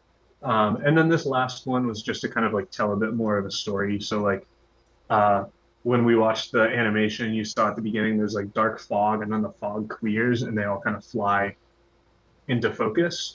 So this just kind of like pulls them in towards the character as that's happening. Just adds some extra animation. I love that. So we have our instance heads, and then the last thing I want to show here. So usually when you do like a copy to points in Houdini, you want to pack an instance. It basically creates like one reference of the geometry that you're copying, and then it just references that at each point. It's much more memory efficient than creating that geometry at every point. Multiple times. There are better ways to explain this, but again, I'm not trying to dive super deep into stuff. The reason I'm not turning that on is because I still want the ability to be able to manipulate every point and primitive of these. It's kind of like edit mode in Cinema 4D, I guess. Like when you go into edit mode, you're able to like really start messing with like the vertices. And the reason I'm doing that is because I then actually plug all of these heads into an animated noise. And the result is we get this like wonkiness on each head, where you can kind of see they're all shaped slightly differently, and they're like getting warped in a really weird way. So like no noise. Now we're adding noise. Yeah. And what's even more fun, super creepy, because these are animated prior to going into the noise field, you get them like swimming through the noise. So as they move, the noise, like they're kind of like changing. They're warping as they move through it, which a lot of times is an effect you're trying to avoid. Like you try to do all of your animation after you put on the noise, so you don't get something like swimming through noise. In this case, I really wanted it because it gives this extra layer of weirdness where they're all like just ever so slightly changing shape as they're animating around, and I really feel like it adds to the otherworldliness of it a lot. So that's pretty much everything I wanted to show for this. Then it's just like super karma cool stuff. Yeah, thanks, man. Super cool. I love like a karma fog box, a bunch of lighting, and yeah, then running it through karma. And I can show real quick what karma looks like, I guess. Please. This is the best version. I hope this doesn't crash since I'm also streaming. But we're gonna cross our fingers here. So when I turn on my karma, hold on, let's do CPU. I want to change to XPU, and it's going to take a second. We'll start to see like a render view here in a second. So, I guess the kind of the just to wrap our heads around it, we have a character, and you're taking elements of that character, you're instancing them in a smart way, you're putting them in the world in a smart way, and you're kind of utilizing the procedurability and I'd say the instancing ability of Houdini to kind of make this scene pop and come to life in a really cool way.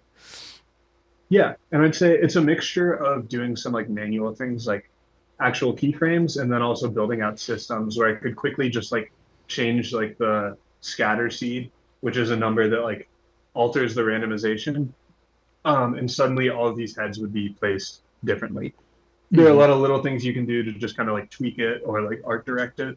But I think are a lot easier than if you build out like a manual system destructively and then you're having to like move everything Go around back. manually. Yeah, of course.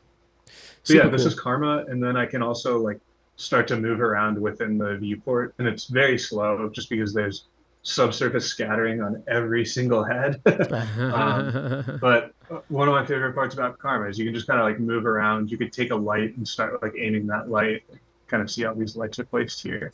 But yeah, so that's my Eternal Ascent animation. This next one I'm going to show, I recently did this project for Adult Swim. It was for a campaign they're doing called Checkered Past, and it's all 90s nostalgia themed. They're basically combining with Cartoon Network now, and so before, I think like 10 p.m., not totally sure on the time, but for a certain block of time after like 5 or 6 p.m., they're playing like old school Cartoon Network shows like Ed, Edd n Eddy, Courage the Cowardly Dog. And so they asked for a bunch of nostalgia invoking things. But this is the first time working with Adult Swim where they didn't want me to use specific Adult Swim IP, which was awesome because I just designed my own character. I was like, cool, I get to use my character in all of these animations. That's cool. But the overarching theme for this one was kind of like you're taking a fake sick day. You know, you lied to your mom. You're like, oh, I'm not feeling well. I can't go to school. And then you stay home and you're doing like all your favorite things. Like it was just me kind of thinking of like what were some of my favorite memories of childhood that are like very specific to that era. And so it's like eating cereal and watching your morning cartoons. It's playing Nintendo and you have to like pull out the cartridge and blow on it. I think you already showed that one when you were scrolling through my Instagram. It's the Windows screensaver, that like pipe screensaver. It's playing with the I won't say what this is based off of, but I'm sure most people can guess. One of our favorite N64 games that had a little character head that you could like yank around. And so I'm gonna walk through two of these. Let me scrub through and find the right spot. So the first one I want to show is this pipe screensaver. And so I like really tried to make it look like the original Windows screensaver, and then it pulls out and it forms the Adult Swim logo. So I'm going to show that, and then go ahead. No, I'll say it when we get there. No worries. Continue. Sorry. Okay. And then the second one, let me zoom in a bit more too. The second one is the face being pulled around, and so I'm going to kind of show how I did this because it used a lot of fun like vellum sims and stuff like that. Also, Josh, he goes by Smigonaut. He did the audio for that one. It was Hell yeah. Incredible. Really, really cool music and sound design. Awesome. Okay, so I want to show the pipe screensaver one.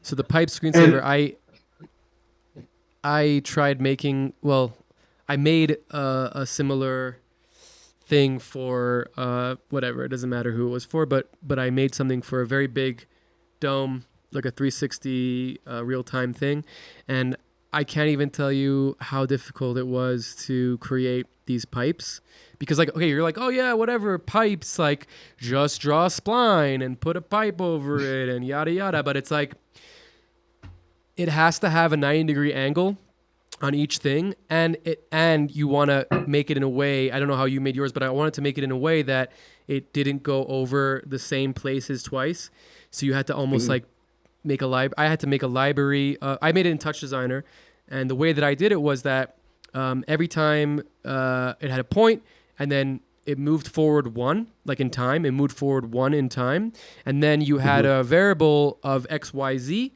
but one. So would it go x1, and then z1, and then y1, and it would move each one on time, and then I collected a list of points of where they were so that it wouldn't go over itself. And it was very complicated, very convoluted, and very difficult to do. So I'm super interested to see how you made yours, because I'm sure it was not as convoluted as the one that I did. Yeah, so I'll pull this up real quick, but Intagma has a really cool tutorial called Space Filling Curves that helped me get a lot of the way there. Like, they kind of have their own Vex code that they show you how to write. Really? It was extremely helpful. Intagma is a great Houdini resource. It is one of those ones where like they have one-off tutorials. I don't think they're quite as helpful with like learning the fundamentals. They do have, like, if you pay for their Patreon, they have different things like volumes 101, particles, and those do kind of like walk you through how particle systems work and stuff. But a lot, like this specifically, is like a one-off tutorial. You're not really going to learn much about like how Houdini works if you. Intagma is really great because their results always look fucking sick. So you know, if you want to get good results, process too. Cool. But yeah, I'll dive into this. I'm like, there's a ton going on in the scene, but I'm mostly going to show just that effect. I did want to show real quick my character snoring, because the idea is that he had like a bunch of sugary snacks passed out watching the screensaver. And this was just a really simple, like, I use the rig and I'm mostly just doing like rig noise here. No, I'm not doing rig noise. I'm pretty sure I have rig noise and these parameters aren't showing correctly. Yeah, he's just kind of like wobbling around a little bit as he's sleeping. And then I have this little soft transform that I did where I just kind of pull his like the back of his torso, his back. That's the word I'm looking for. I just pull it up a little bit, and then I'm just blend shaping between the two. So I have a keyframe that's just like oscillating between those two as he's animating. So it makes him look like he's snoring a little bit. It's like nothing like super high fidelity. Less subtle breath, or more, you know, like more obvious breathing. Yeah, and then I just kind of went in and like altered the keyframes a bit, so it like really kind of like flies into that, and then it stays here for a while, and then like drops back down Matt, to make it look a bit more like stored. I'm just super interested by this one thing. Like, so you're procedurally generating, like I saw with the heat map, or I don't know, weight map, you're procedurally generating like this area I want to have do something, right? And it's procedural, so you can like change the area, you can change it, but then you're adding a keyframe, or is it interpolating between the proceduralness and the keyframe? Like, what's you understand my question? Like the beauty of this is like it's procedural, right? Because like you know, you can add some noise, and you can add like a loop and you know, a breathing thing. Where does the like non-procedural element come in, and how does it meet together? Not necessarily in a technical level, but just like in a so I guess to answer that question, like one of my favorite parts of Houdini is that it is really easy to have like very procedural elements, but also add a lot of your own keyframes, especially when I'm working with rigs. Like, I have to do a lot of manual keyframing myself because I want to have like expressive character animation. Right. But you also want to try to like automate parts, make certain things procedural so they're like much easier to tweak. So like for this example, I don't know if I don't have any keyframes on the character. So all this animation here is procedural, right? It's all just some like noise happening. With some characters, I will have a lot of keyframes as well, and then layer in a bit of noise. They just kind of like interact together. And then the keyframes I have are just blending between these two shapes. So it's just saying like go from this version of the animation to like this snoring version. So it still has all the animation because this is like in the like node chain. It's saying like create this rig with all of this animation. Then afterwards, we're just going to do this soft transform. So it still has all of the animation underneath it. And then we're just blending between that soft transform that makes his back come out. And this is all like this keyframe is just the blend shapes between the two there. I got you. So they're both procedural, and the way that you're blending them is in a more art directable way of like a keyframe. Yeah, exactly. I love that. I love it. I'm sorry. I feel like that's a very important aspect because many people maybe don't know this, but when you're doing creative work, you need to art direct things. And obviously, like, from the world of visuals and visualizers, the art direction is the music, and you're kind of like, it's generative, right? The art direction is the generation, right? That's like the beauty of, visuals and VJing and things like that. But when it comes to client work, when it comes to proper animation, there's almost 9 times out of 10 a person telling you, okay, I like that, but can you do this? And I like that, but can you do this? And maybe there isn't even a person telling you that, but it's yourself, right? You're directing yourself. I like this, but I want to change this. And in generative world, it's very, very difficult to art direct. You either have to set it up beforehand to be able to do that, or you have to break apart everything and redo it. So it's very interesting with tools like Houdini that are kind of made for proceduralism, made for non-destructivism, made for generation, right? Where we're using math and different types of patterns to kind of make things. To be able to art direct those things in an easy and useful way is extremely valuable. And I just think that's important to see how you're doing it, because I think that's the beauty of Houdini is it's inherently procedural because it's node based, but the amount of control that you can get to art direct is insane. Yeah. I'm actually glad you brought that up because I think that's one of my favorite parts of Houdini. Well, sorry, I have this over here, so I'm like looking at the camera while I'm talking to you.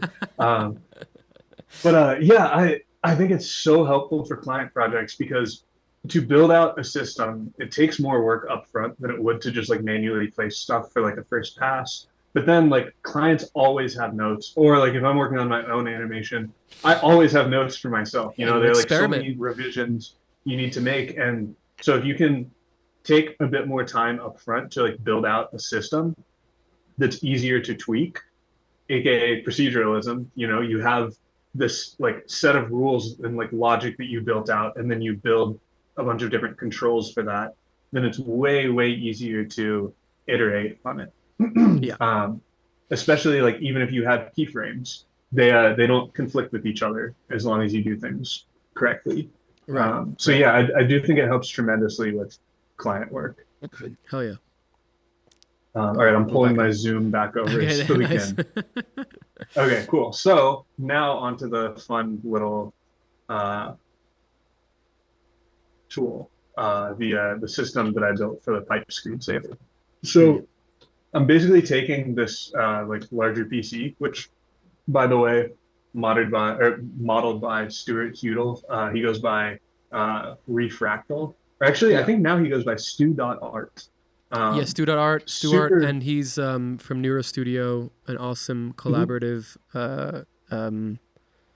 co-op art co-op. Yeah. Stu is super talented. I had him model quite a few assets for this project just because I was like, I need a computer. I need it to have like soft corners and stuff to still like feel cohesive to my style, and he nailed it.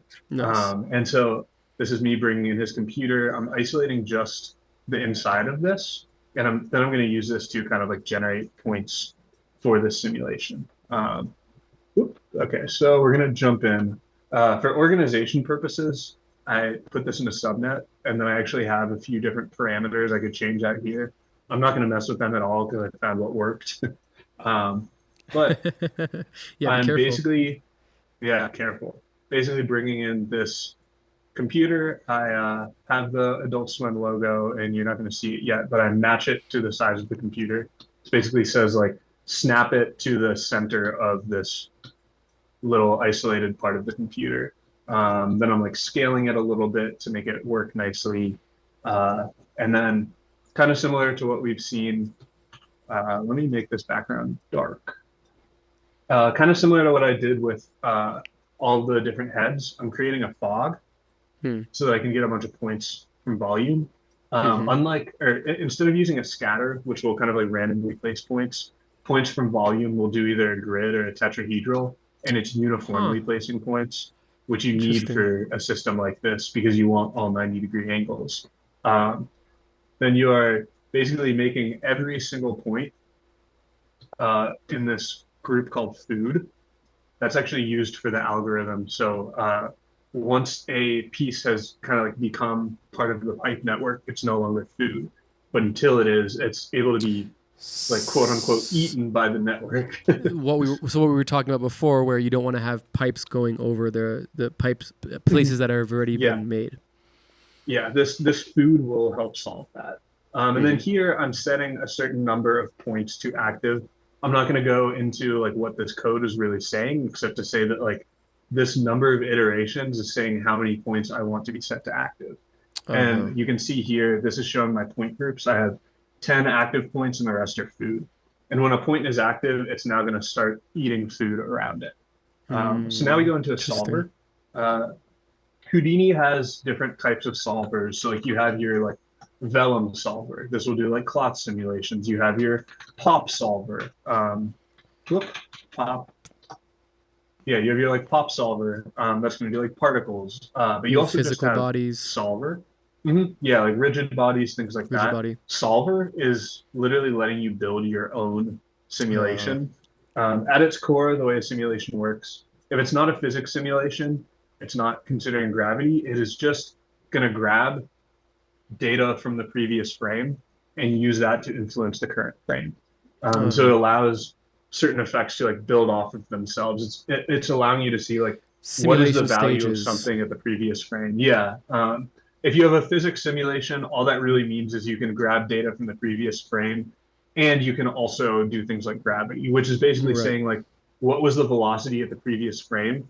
How much do I need to update it by this frame? And then like looking for things like collisions and such.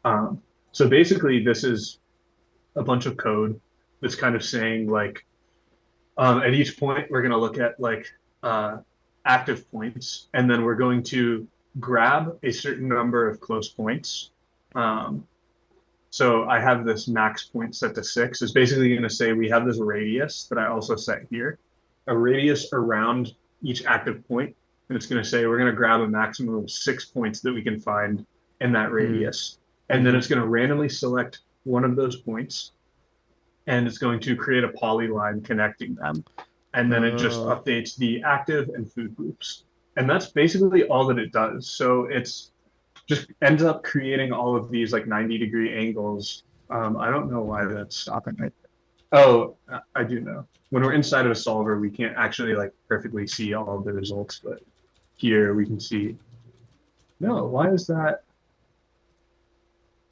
I'm not entirely sure why this is stopping. I do have it cached out, so I can still show the results, but this didn't stop when I was running it recently. But yeah, it's basically just running through, and it's going to eat up random points. Each active point eats up random points around it on each frame, and then the active point moves to whatever was just eaten. So then this down here is all just a bunch of cleanup. I'm getting rid of all the rest of the points. I'm doing some like resampling and subdividing because I want these curves to be a bit more like rounded on the edges. And that's essentially what happens in there. So I have a cache so we can still watch the entire simulation without it messing up. And you can see because I fed it that Adult Swim logo, it's slowly building out the Adult Swim logo, which is super fun. And I had a lot of fun like making the camera angle. I like not really show that at first, just kind of see like looking at a bunch of references of this screensaver, like what do some of those camera angles look like, and then pulling it back to slowly reveal like, yeah, we're building Adult Swim. And then from here, I'm just kind of like, I'm sweeping rounded tubes to get these pipes. Another thing I noticed when I was watching reference is a lot of the pipes have these little like spheres at the end. So the sweep node actually gives you an end caps group, and I can split out the end caps.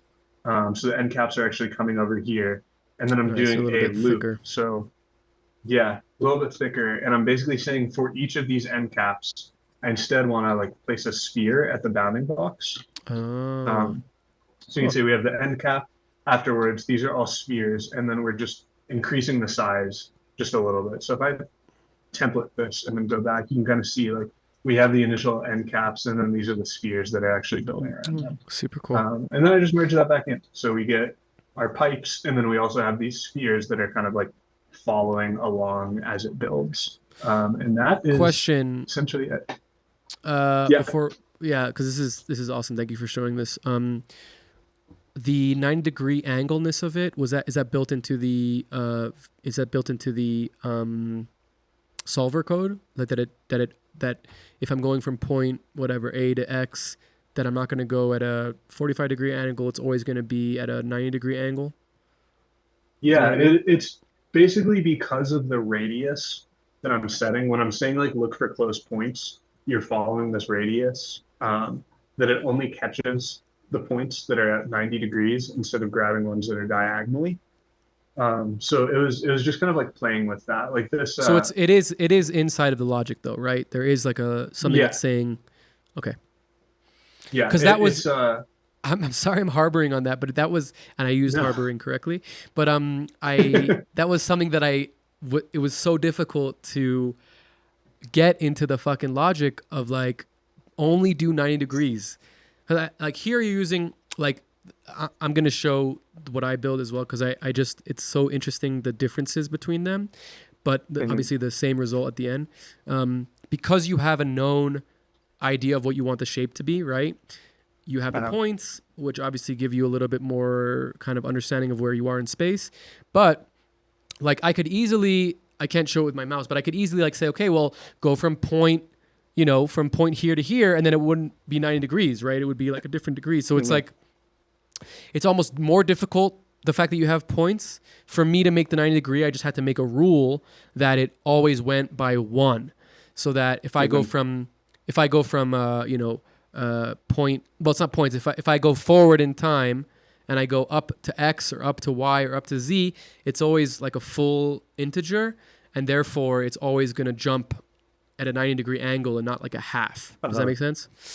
Yeah, that does make sense to me. And I guess by saying like only do like either X, Y, or Z on each operation, it can only move in one of those directions. It can't end up like if you did diagonal, that would be like X and Y both.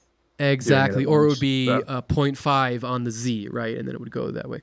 So yeah, I'll show you real quick, because if we look at this point cloud, they're all evenly spaced. So like this radius is just like finding the exact distance. I'm actually bringing in the particle separation from the point from volumes that I use. So it's getting like an exact distance between the points.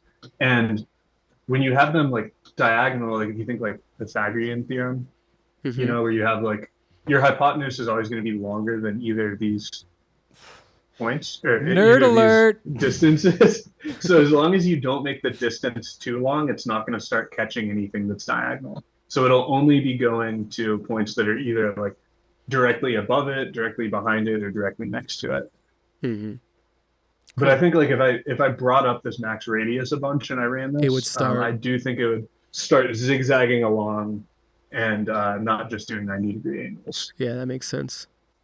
Super cool. I love the combination of the solver from Entagma and then also building it kind of yourself and making, finding these small little tweaks that are going to work for the style that you're trying to get to. Because the Entagma thing is not called Windows Pipes, right? It's something completely different, but you utilized it in a way to create the style that you were looking for, which is, that's what it's all about. Before we move on, I want to just show quickly this I don't have the product open because it's heavy to run, but I just want to show kind of what I was trying to do with pipes. And also our system was a lot more specific to kind of be like the Windows, like random, like generative. So it's just continue moving. There's no like actual shape. And you can see some places where they do this was before we implemented the list logic. But yeah, I mean, it was so hard to just get this stupid thing. And this for, this is when it's overlapping and everything. And you could see it's like just this freaking no. But shout out to Tommy Techt, because he helped me implement the original first idea, which I actually didn't end up using his code, but it helped me kind of think about what I wanted to do and how to do it. Anyway, very boring, not interesting. Let's go to what you're showing us. Cool. Yeah, I will try to be pretty quick about this, like I said. But yeah, this is the head getting pulled around. And I just think this is a cool example of kind of showing a mixture of like keyframing and proceduralism and like a little bit of simulation. So basically had some head animation, and this is just tons of different keyframes of like moving around the eye, the jaw, the mouth. I was basically watching reference footage of that initial from the actual game, and I kind of like Mario. followed almost frame by frame, and was just like, okay, this is like how his head moves, and then like added a little bit Cool. of my own flourishes, but it was very heavily referenced. And then I have all these different like holes of his face. There are probably better ways to do this. Like I could have simulated with the hand and just said like pinned it to the hand at certain points. I honestly found it easier to do a kind of manual like building out a few different blend shapes to pull in. So that's like the nose pull. So it was a keyframe blend nose. shape. It was blend shapes that you did. To start. I end up running it through a simulation afterwards to add a lot more. Okay, But so the blend shape is moving the area that's being influenced, and then you're putting that into a simulation to get the more soft body kind of cloth almost. Vellum, I guess, exactly. is what it was. Yeah, yeah. Cool. This basically gives it like as the hand is pulling it around, this makes it move with the hand. Right. So yeah, I have that animation. I give it some procedural jiggle. Again, that's kind of like adding little bits of like oscillation and stuff to the animation curves. Then I have a way to like blend in and out of that, just so I can have it when I want it and not have it when I don't want it. Blend shapes Right. is so useful in Houdini. I do this with simulations a lot too. I'll like start out without any simulation and then blend in the simulation when it's time for it. It's kind of what we were talking before, where you had the control over the procedural versus the art direction, where you can kind of blend between the two. Right. Yeah, exactly. And then here, I won't go super in depth with this, but I'm basically remeshing the face so that it'll work well with vellum. Vellum is a cloth and soft body simulation, and it works best with tetrahedral meshes. For some reason, it has like bend calculations that it does, and it works better with these kind of triangular angles than it does with like quads. So yeah, then I'm basically doing a cloth simulation. I'm pinning it to the animation, but with like pretty loose constraints. So it kind of tries to follow the animation, but it mostly follows the simulation. And then struts will build out soft body. It basically, the best analogy I've heard for struts is that it puts a bunch of toothpicks inside of the mesh, and it allows them to kind of like fluctuate a little bit. And then inside of the vellum solver, I'm also using this thing called rest blend. This works a little differently than pin to animation. It kind of says like each frame, you're going to look at this initial target animation and you're going to try to match it. I'm just saying, try to match it about 50%. And the result, I'm not going to sim it live. I have it cached out. But the result is that we get this like crazy floppiness. There's a lot of like wrinkliness to it. And then I deform the initial mesh to that simulation. I'm using something called Delta Mush, which is kind of like a smooth operator, but it will also take a reference, like the original geometry, and it tries to like preserve the volume. It's really good for character work. And so it kind of gets rid of a lot of those like wrinkles that we don't need. And then, yeah, I blend in and out of the simulation. So at first it's just the character, and then it starts like getting some of that floppiness. And it really helps with like a lot of the like collisions. Right, and then like little things like, yeah, and it just adds a lot more like nice oscillation you get naturally. So I'm going to stop there for this project, especially because it looks like it's calculating the whole simulation, which I don't want to do. But yeah, that's the face, and then like the hand moving around was also just like using my character rig. If you watch this hand, you can see it. Just like pinching, and then I'm like isolating just the hand, transforming it around a bunch. You kind of see it like flying through space. So yeah, that's a adult swim head one. If we still have time, I want to show the SilverLakeShorts animation, and then I'll show off my rig a little bit. Yes, we have time. And then you can kick me out of here. No. We have time. You know, we're running high, but this is the whole point of the podcast, is that we can go as long as we want. It's there's no thing. And this is also, I wanted to talk to you about SilverLakeShorts. in general. So I think this is a good place. Silver Lake Shorts is a really awesome film. I'd call it a film festival. Maybe it's not the right term, but it's basically a screening party that happens, I think, every other week in Silver Lake. Every month. Okay, in Silver Lake, run by Jared Corwin. It's super, really nice community. I think that I went twice. I went once just to check it out, and I went once to premiere a movie there. And it was really cool because the movie that I premiered was like a short. It was 15 minutes, but it was a short film, nothing to do with animation or anything. But they like accepted and respected the craft and kind of like thought that it would be a cool thing to show, which I think is really nice. You know, with a film festival that doesn't have necessarily a specific entry thing. It's more of like, did you make something? Is it cool? Are you passionate? You're in. And I think that's really powerful because it allows so many people to kind of interact, and it was really great to go. So I really appreciate you pushing me into there and showing me the, introducing me to your friends. It was really a nice experience. Yeah, dude, I was really glad you came. People loved the short, and I think that's like one of the cool things about Silver Lake Shorts is it's free. You don't have to pay to submit. You don't have to pay to come, and yeah, it's not like a judgmental, not to call other festivals judgmental or anything, but like they're really open to anything. And like every screening is like very versatile. Yeah, like you'll see some crazy cool experimental animation. You'll see some like comedy live action. You'll see some serious live action. Like it's just a cool mix of everything. It's just like, hey, you made something creative. Like, let's show it off. Yeah, I love that. I think that's a really good it's a really good platform for that should be an effect. It's a really good platform for creativity and creating a community around that.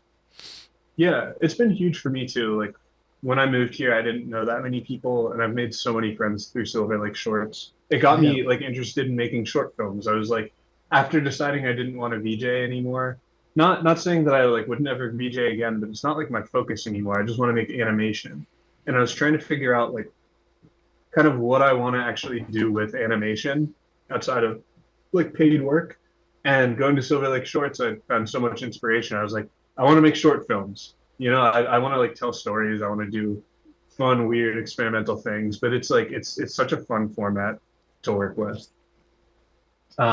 So with that, this is a little like interstitial that I made for Silver Lake Shorts, and it plays every month somewhere about halfway through. Technically, it's an ID because it shows the Silver Lake Shorts logo at the end. But yeah, it's like my character typing, and then we pan out and see a ton of versions of him typing, and then camera whips and a la what's that show? Severance. Oh, yeah, good show. It was very inspired by the Severance title sequence, especially the artist who did that, Extra Weg, was like one of the reasons I got into Houdini. Really? That's so cool. Yeah, I love his stuff. So I was super inspired by that, even to the point of using like orthographic cameras like he did. So yeah, this was a big inspiration from that. Nice. So I'm actually looking through an orthographic view, and I'm going to change that for now. This is basically my character rig in action. It is a mix. If I go over here, basically we have this type and click animation where he's kind of like clicking on the mouse, and then his other hand is typing. If you look at these parameters here, you can see like the fingers are actually just following like a cosine operation, and then they're slightly offset. So it gives the illusion of him typing. And then I'm kind of like moving his hand around. This is a great example. I love his of facial expression. Proceduralism. This is actually before I built any face controls. So he just has like a very blank expression. All I can do is move his eyeballs. It's blank, around. but it's also like works. kind of like another day at work. Yeah, I think it fits nicely. But yeah, this is a good example of like, if you look down here, these are all the different keyframes that I have. So it's like still a ton of keyframed animation, but then like little bits of rig noise on him. Like, especially if we look at his feet, like his feet are just purely being moved procedurally by little bits of noise. Same with his head. And then I have tons of keyframes on like his hand, his eyes, his fingers, stuff like that. Nice. And then I'm kind of blending between two different rigs. So the other one is just him typing. Um, Another nice thing about Houdini is like I can just kind of have like all the keyframes for like one type of animation and then another, and I can blend between them. It kind of makes keeping the different animations and keyframes a lot more organized. So that's the character animation. And I think that's like most of what's interesting over here. Is we just have this character and then like a computer and office and stuff. Those are just models I brought in. But what's really fun is really utilizing Solaris a lot for this. And so, yeah, I'll come to the cache. This is just me bringing in the whole like animated character with all the different props, the mouse animated as well. I bring in a little title that I added to the computer, which is just like a text. If you look like really closely, you can see it like it shimmers a little bit. That's just like a little bit of animated noise. I like wanted to make it look kind of claymation-y, but not like. I don't think I had it animated on 2s. I think it is still just like 1s. But where it really starts to get interesting is Solaris allows you to instance things. So it's kind of like the copy to points that you can do in Houdini, but because you're using USD, it's very efficient. Again, I don't want to get too into what USD is, but it's a file format that is supposed to be universal across different content creation softwares. Supposed to be, yeah. I think eventually it will be, I hope. Yeah, it's but it getting also better runs all really the time. fast. Yeah, super optimized. So here is the scene instancer, and I'm basically like my viewport can't even load all of these. I have a crazy amount of these guys in the office, and like as you zoom in, you start to see them more. But I have a ton of them, and if we jump inside, you can actually like build logic for it. So let me turn off the visualizer. Like a view distance and things like that. No, like actually like how you want to instance the points. So it's similar to like how I would build out like when I was showing like I'm scattering these points, then I'm like randomizing the orientation and things like that. You're doing that all within this node. So I create like a big grid, then I'm making this wave attribute.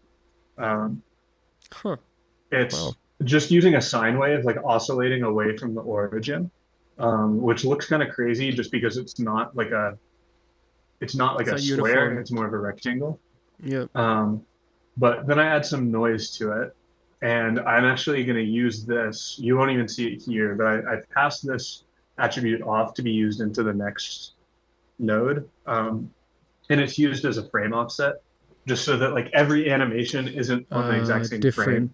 So we get time offsetting. Again, like breaking up uniformity is so important in CD. And it's time offset based on the location on the grid. Yeah, based on the distance from the origin with some procedural noise to like break it all up. So it's also not just a perfect noise wave or wave sine wave is what I'm looking for. So we turn off that visualizer and then we can hop back out. This will take a second. Fun viewport cooking. Well, this is loading though. I'll say the next node is where I actually do the retiming. And that's going to take a minute to cook also. But I'm going to go retiming of the animations, you're saying? Yeah, the retiming of all the instances. So I'm going to bypass that so that I can look through the camera. Here's the final candidate. Takes a second to cook. Basically, I'm adding a backdrop, doing all my materials, adding some lighting, and then I have the camera. And in just a second, it's going to let me look through the camera. It takes a while just because it has so many instances in the viewport. So I apologize if this is taking a minute. But what I really want to show is just like show looking through the camera and then turn on the retime instances so we can see it getting retimed.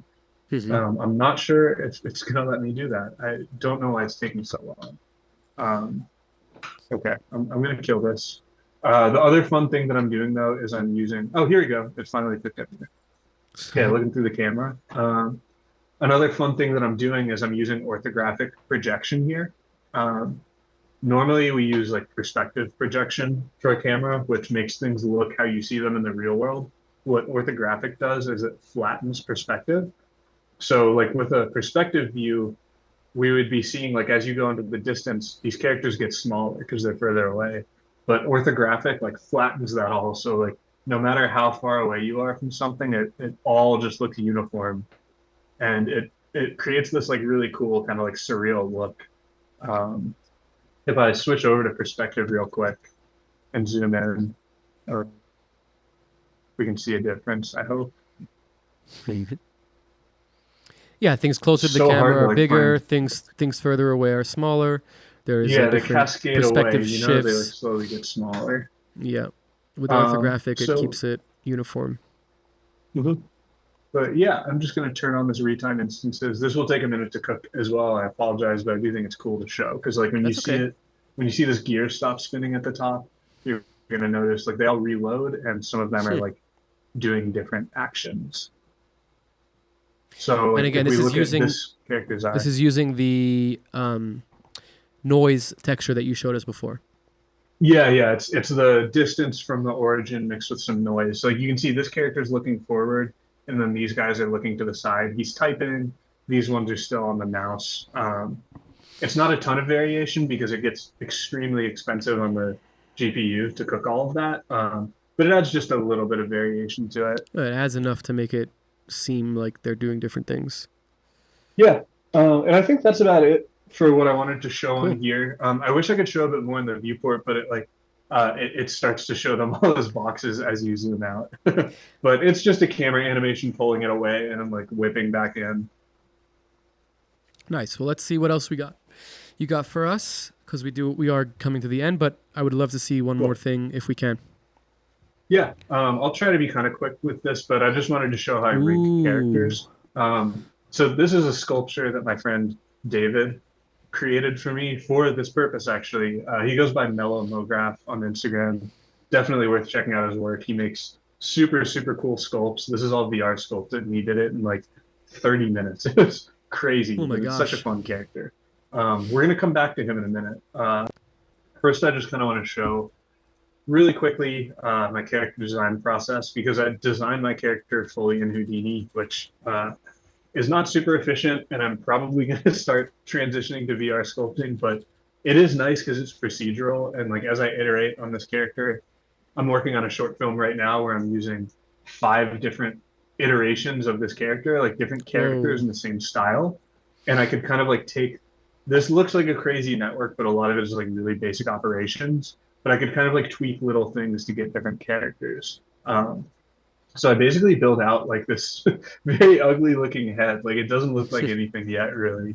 But these are all the different mesh points. And then similarly, I have like the hoodie, the arms, legs, everything. All of this is modeled except for these gloves and shoes come from an asset pack that I bought.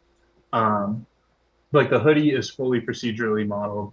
I have this like character blocking tool, where is it? Like all the way over here that I kind of use cool. to like block out the character, and this is all used as reference in the system to like build Smart. out all the different proportions. Proportions and size.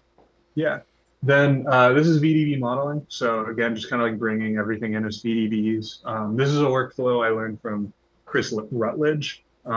He has incredibly useful tutorials online for making really silly looking characters. So I'm building bringing everything in. Just to focus, like the VDB modeling is kind of what we were talking about before, where you have volumes instead of meshes, and it's very succinct to like ZBrush and different modeling tools in Blender and other systems, where instead of you modeling the actual polygons, you're modeling a form of volume.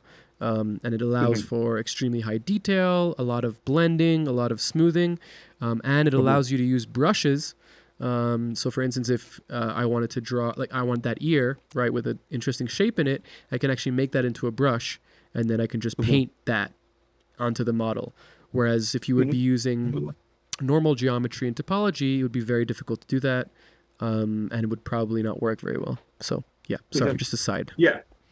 Yeah, just it gives extremely high resolution, and again, like the smooth surfaces, especially for a character like this, are so essential.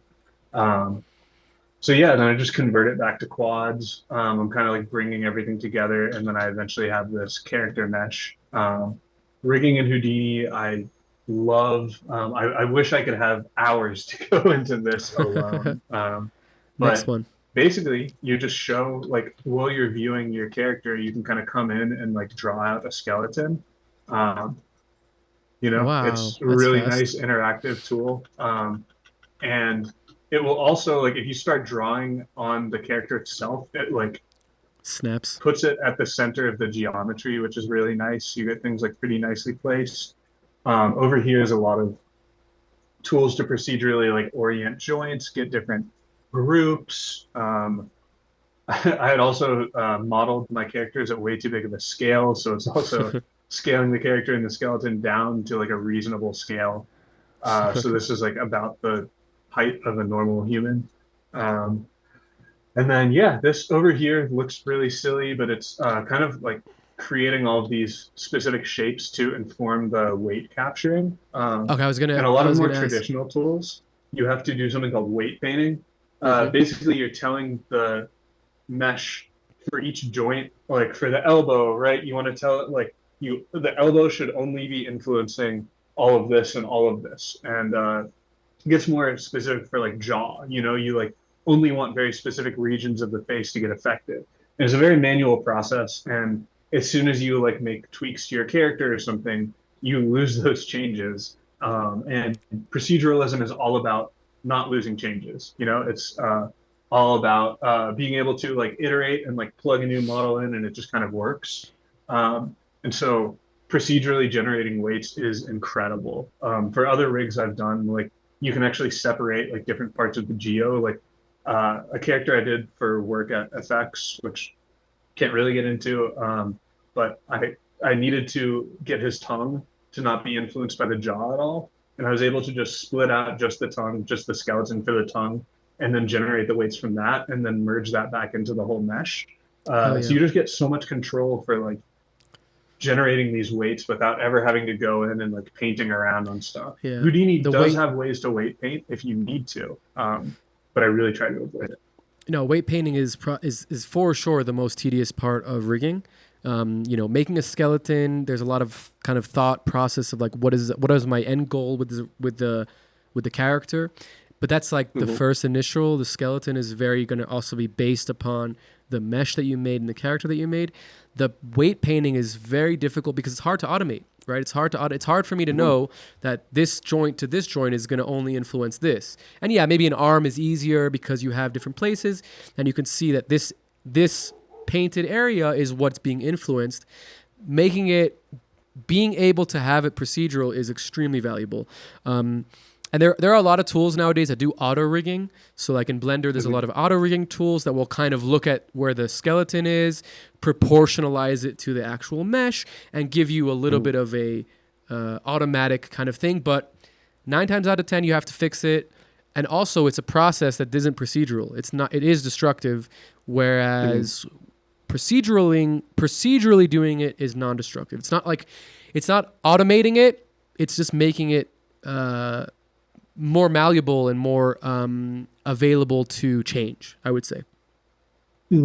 Yeah, I love it. It's super helpful.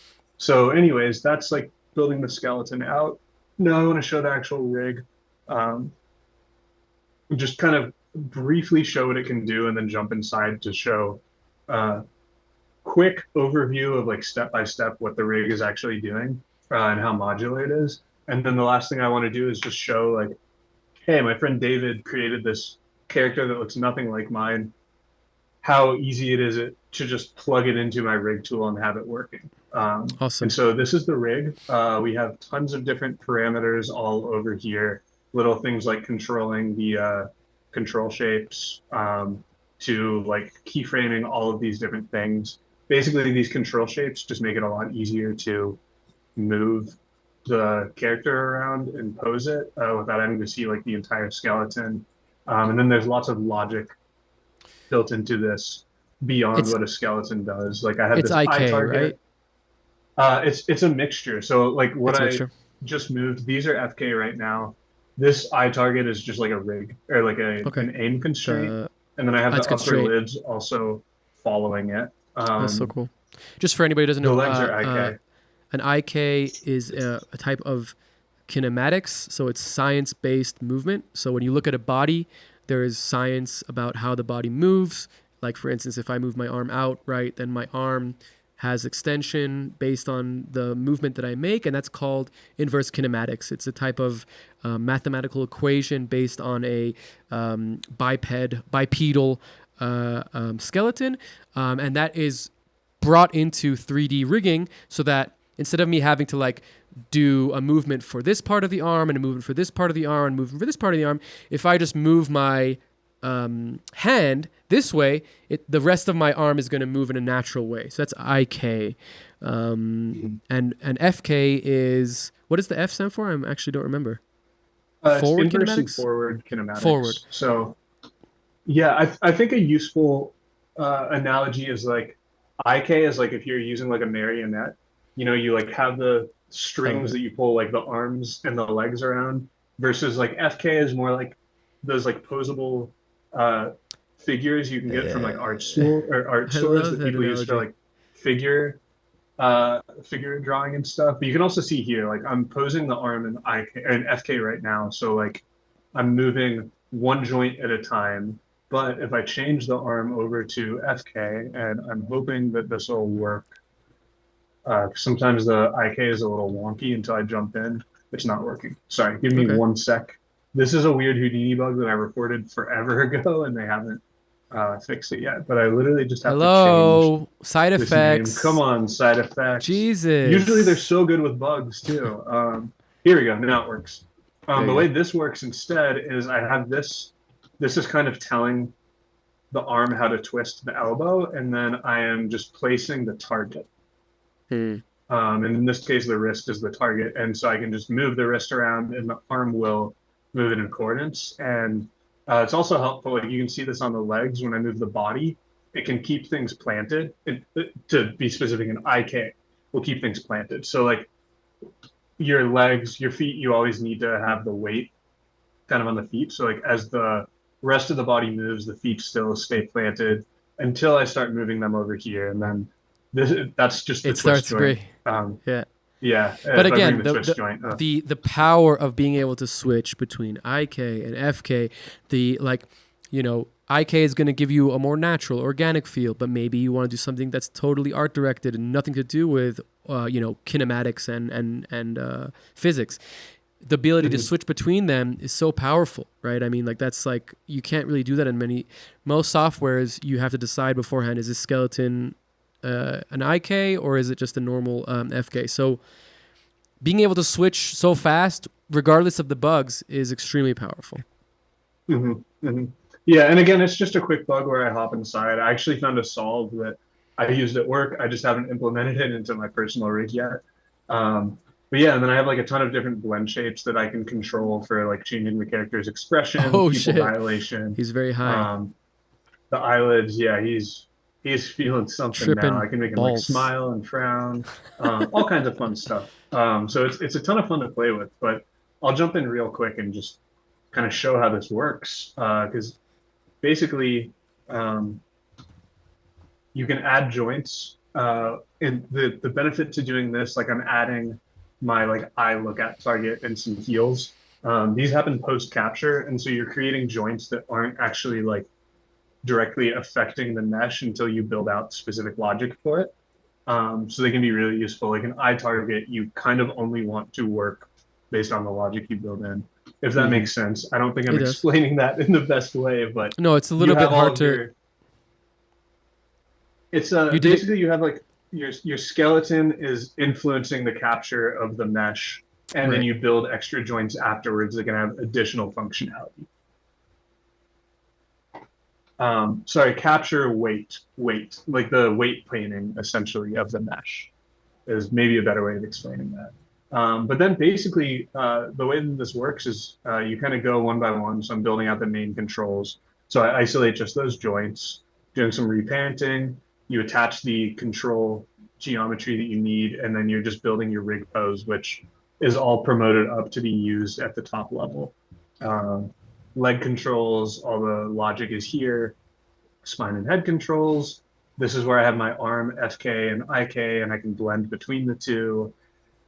Hand controls, I have all these different poses that I can blend between, and then I also have like control shapes on the different fingers that I can like pose more. This is where I build out my like eye target logic, as well as having the eyelids kind of move with the eye look at as well. I have rig noise here, secondary motion, which is really cool. You can like say I animate the like torso rotating around. I could then do like secondary motion on the neck, and it will get some like nice extra motion procedurally generated on the neck without the need to like awesome. keyframe all of that. It's really nice for like if you have a tail, you can have a character walking and you can just add secondary motion to the tail, and the tail will just kind of like flop with the motion. Or like a shoelaces or like something that's you don't want to have to go in and animate. It's also like things that are the hoodie, things that are dependent on other parts of the rig, especially for cartoon animation. I mean, like having to the fact that you did animate the hoodie in one of the things is like that's so much extra work when you could not easily necessarily, but you could make it into something that's procedural so that if the back moves this way, then the hoodie should do this, or et cetera, et cetera. Having that logic into it is very great, very powerful. Yeah, so can you show us how you create this rig for a different character, how easy it is to change the characters? I think that's really going to be interesting to see. Yeah. So I'm not going to go through recreating the rig or anything, but I will just show like, because in Houdini, you can save any like network that you build as an HDA, a Houdini digital asset. Could be thought of as like a plugin or just like a reusable tool, and then you can like promote all of your different parameters that you want to use. Things and you could change the inputs and outputs as well. Yeah, exactly. And so like I built this whole rig as a Houdini tool. You can see I have all these different inputs, and they allow me to input like any other geometry that I want to. So I've built out this whole example. This is basically up here, I'm just preparing the model for rigging. Little things like coloring it, adding some names. And then I can just bring in the skeleton from my other rig. I can make some adjustments to have it fit this mesh. So this is just kind of like a little bit of manual work to have it. But you keep perfectly. The logic as it is. Yeah, and then I basically like have this new skeleton. I do a quick capture. Here's actually an example. I'm kind of splitting stuff up. So I have like, I have most of the mesh, but I have the eyes doing their own capture separately. So they're generating weights separately, and then they're coming in and merging them, all merging together. When you have rigid geometries too, like teeth, things like that, you can also like separate those and do a separate like rigid capture, which will keep them from deforming. I have some rigids on my character, like the eyeballs are actually rigids. So yeah, then I can literally just plug it into my same rig. And because I have all of these different, like I have the ability to change all of these control shapes, I can make them work with the proportions of the character.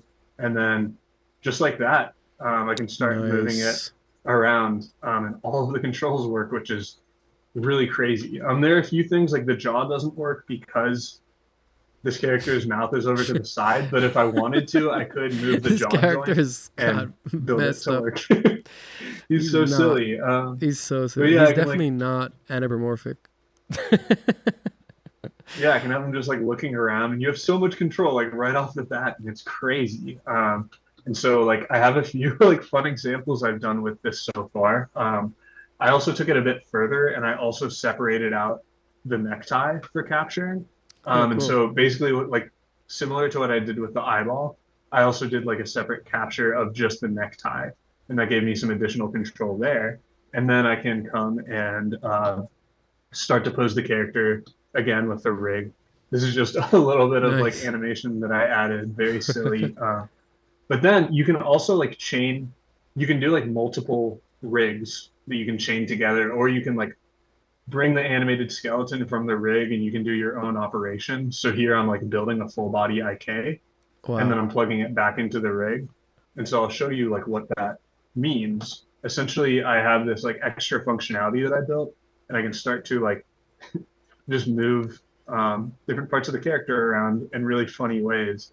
And so Right, but it then I have responds this- naturally. Then I have like you can also layer animation really nicely in this way. So then I have like all this extra weird animation God. I built. I'm adding just noise on the point for the tie, so it's just randomly moving around. And then full body IK will kind of like take all of these different targets that I've specified and figure out how to move the rest of the body in accordance. So That's wild. very weird animation, but it's really fun. Another fun thing I did, I think you showed this earlier, but like that walk cycle I have where my character starts like flopping around, is because I did that with my rig, I'm able to just copy that rig over. Oh wait, it's not this one, it's this one. I could literally just copy that same asset over and then I have it on this character. But you can see it's like the proportions are a bit weird, so I need to like adjust the proportions slightly. But then now we just have like this walk cycle that just works. I don't have to like reanimate. There's some weirdness with the knees and stuff, but it's a wonky character. I'm not trying to make it look perfect. And then I can once again like run it through vellum like I did with that other character, and I have And get all the deformations. hold on one second. I think you know how I was saying earlier that I accidentally had this file in like a backup folder. I think it saved. I think it like cached this out to the wrong place. So give me just a second to pull up the cache. No worries. Yep, here it is. Cool. Okay, and now we have him like walking, and then he starts to like simulate, and we have some like crazy wrinkles, but we're able to fix that with a little Smoothing. bit of smoothing. So then a fun thing that I did here was I bring it as an alembic, and then I can bring it into Mop's instancer, which is kind of another way of like instancing guys on a grid. And then I just have like them randomly being oriented around. Let me change to an orthographic I love view. that. I love that. And now they all just kind of start walking around, right? And you do the same technique that you did before with like the offsetting the animation. Yeah, and then I'm adding like a little bit of noise that I use to influence a frame offset, and then here we're getting the animations offset. So like if you look at the positions of their noses, they're all different. And I'm not done with this yet. I really want to like take this further, but yeah, I mean, there's just so many ways. Like not only can I just plug this character into my rig, make a few tweaks to the skeleton, and it's good to go. But then like I can take other animations I've done with that rig and just copy them to this character, and it just works. And it's crazy. It's so nice. That's awesome. Wow. Well, yeah. Matt, thank you so much for sharing all that with us. It's super fascinating to see your workflow into Houdini, your knowledge of Houdini, and kind of like the way you use the tool. It's always, these tools they're just tools. A paintbrush is a paintbrush. If you put it in a child's hand, you're going to get a child's thing. If you put it in a Monet's hand, you're going to get a Monet style thing. So I don't know why Monet was my go-to artist, but whatever. I don't even like Monet. Monet's a classic. Yeah, but whatever. It's all the dots. Boring. But anyway. Damn, you hate Monet. Oh my God. Don't tell Headline anybody. of this podcast. Yeah. But it's just super cool to see how you use it. And it's really inspiring and really fun. We're getting to the end here. Sorry. I appreciate you indulging me. I know this went on for a longer duration than we were expecting, but I hope that it is entertaining and informative. And thank you for letting me walk through all that. That was of course really fun. Of course. I'm still learning. I'm still figuring out this interview thing, but I kind of figure if you're on a roll and you're excited and involved in it, then there's no reason to end it. And I'd rather have a less portion of interview at the end than have that. Anyway, so yeah, I mean, we're kind of towards the end. I really only have like one or two questions for you. We can go, kind of see if they take us into any esoteric places or not. But one is kind of the MoGraph Mafia. And I just had Glass Crane on here 2 weeks ago. So, he kind of explained it a lot better. But for you, this community aspect, the ability to kind of jump in and ask people questions, the ability to kind of showcase your work in progress without it going to a wider audience. How does that help you in your everyday, and kind of like what are the top things about having this community that you really appreciate? Yeah, that's a really good question.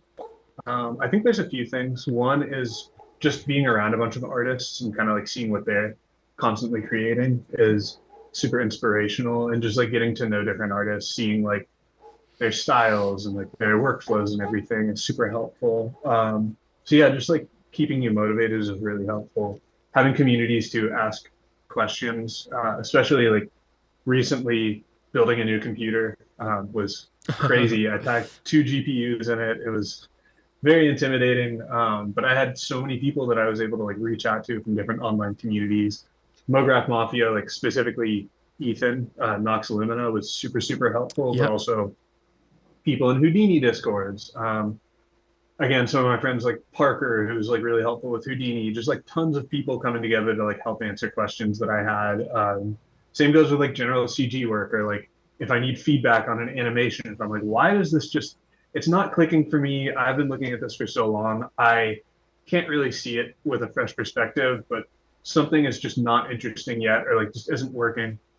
Someone give me some feedback, and you can just put it out to this big group and get really useful feedback from so many different perspectives and like different types of artists who have very different styles. And I think that's so invaluable and so huge. I also think it's super important for networking. Like, I think this goes back to a question earlier because I only really answered about Adult Swim, but I find a lot of my contract work just through like Slack channels and Discord channels, just like places where people are like professionals who are talking about Houdini or talking about motion graphics. Right. And like occasionally there will be job postings where like you make friends that are in those groups, and then like one of those friends works at another agency, or like, Right. for example, I found work last year with Buck through a posting in, I think, a Slack channel.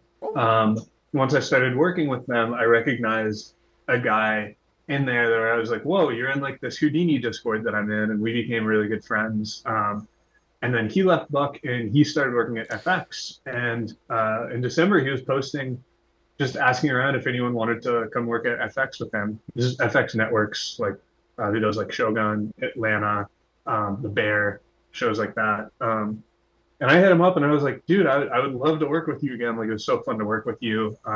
He was like, yeah, we actually might need some rigging work, so let's talk. And he got me an interview and it went really well. And now I'm working at FX and I've been working there since January. Hell yeah. And a lot of the jobs that I get just come through that. It's just networking. It's keeping up with people. It's like showing genuine interest in them and like what they're working on, and being a fucking nerd and being like so excited to talk about like the stuff that you're working on. And I don't know, the community aspect is just so helpful in so many ways. I think if I didn't have this community, I would still just be like a hobbyist, very confused, trying to figure it all out. So Yeah. like really getting to meet other people that are at the same level as you're at, that are like way above you, and just, you know, becoming friends with them and like learning from them is like the most important thing.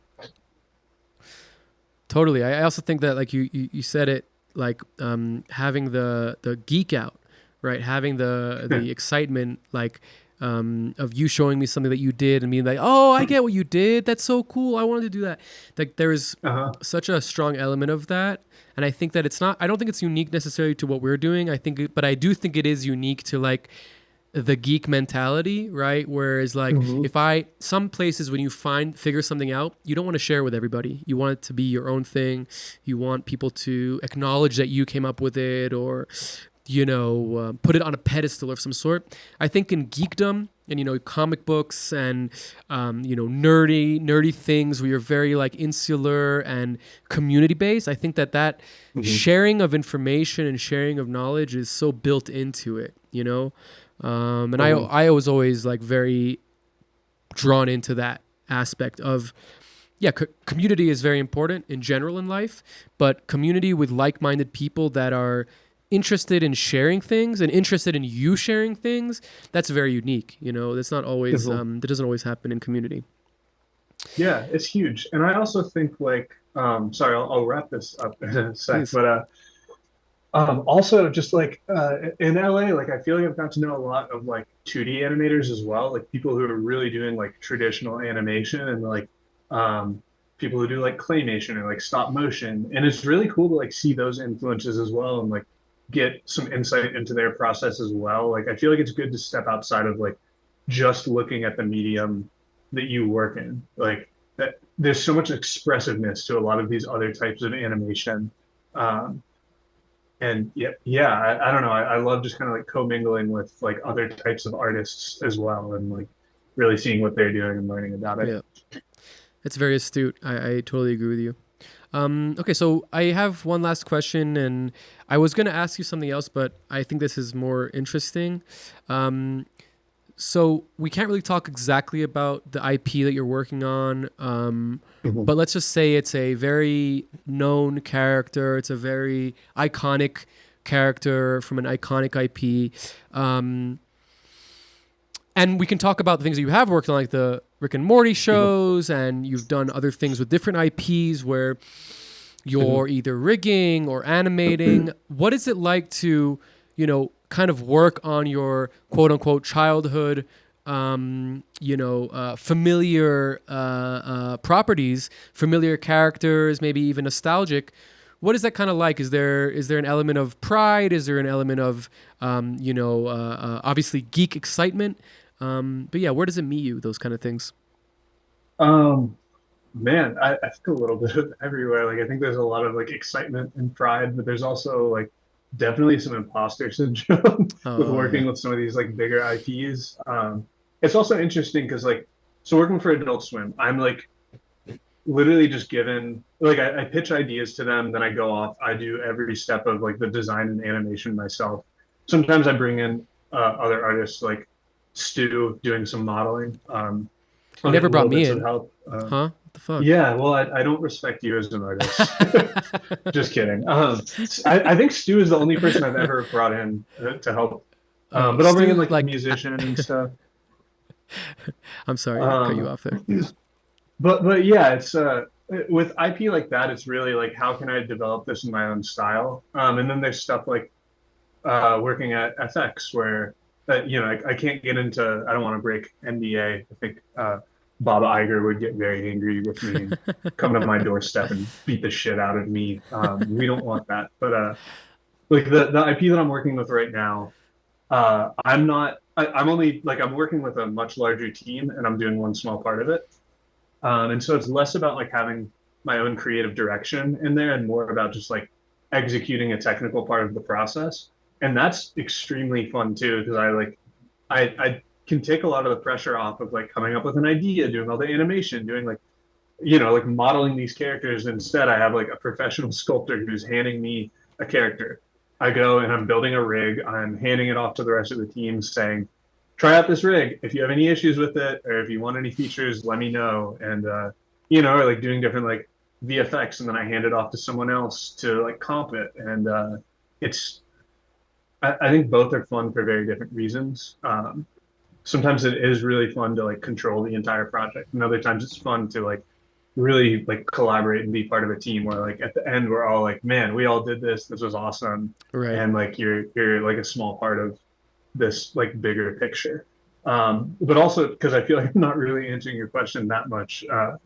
It is crazy and it's really fun to like work with IP that I've like grown up with or like really love. Like behind me is like YOLO Crystal Fantasy, uh, and that's a super fun Adult Swim animated show that I really really love. And getting to like model those characters was crazy fun and just like do silly things with them. And it's super exciting. It's hard to say whether I like working with existing IP more or like working with my own characters. I think it depends on like the project, the time of day, what I've been working on recently.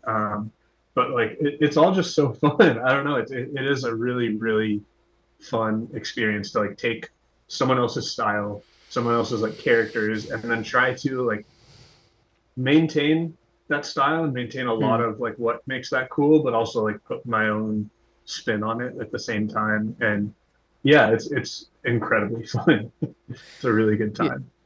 especially when the thing that you're making, like you said, is fun and cool, right? Like, I think that Mhm. that's a really smart way of looking at it. Like, it's not necessarily like what's better to make my own things or to use existing things. It's is the existing thing something that I love, and am I gonna have like a really strong impact on it, right?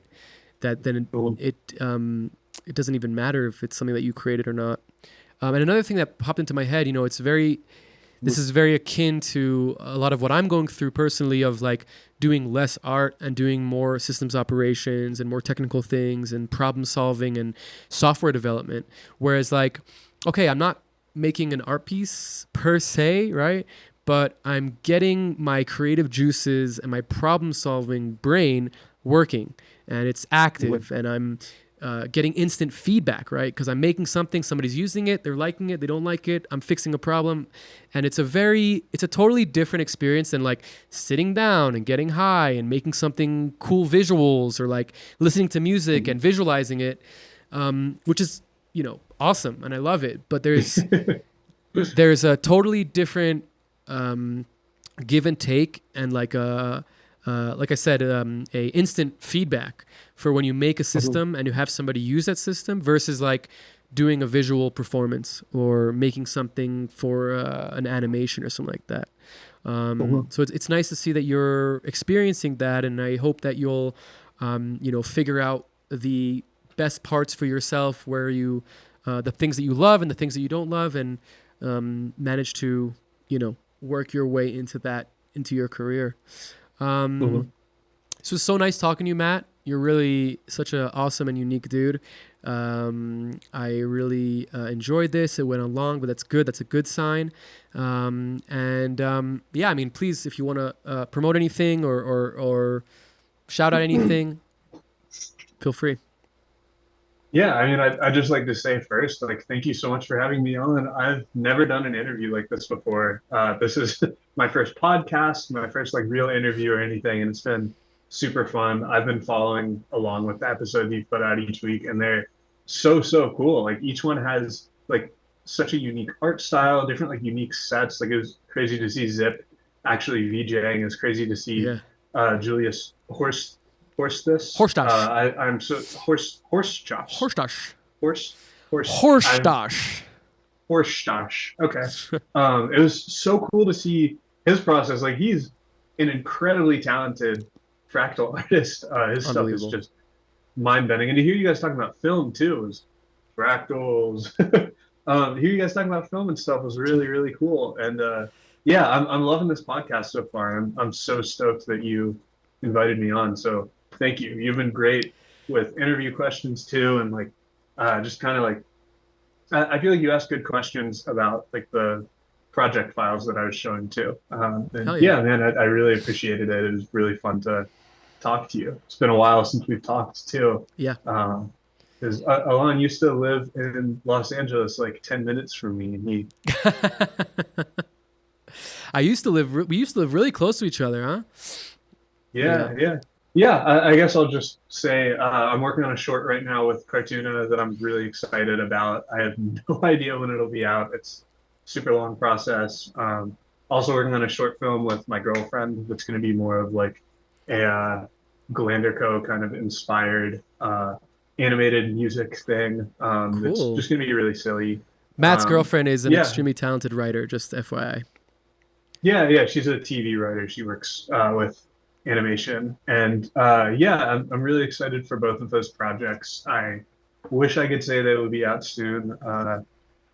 Character animation takes a really long time, so I think it'll be a while, but keep an eye out. And in the meantime, I'll just occasionally post weird stuff on Instagram.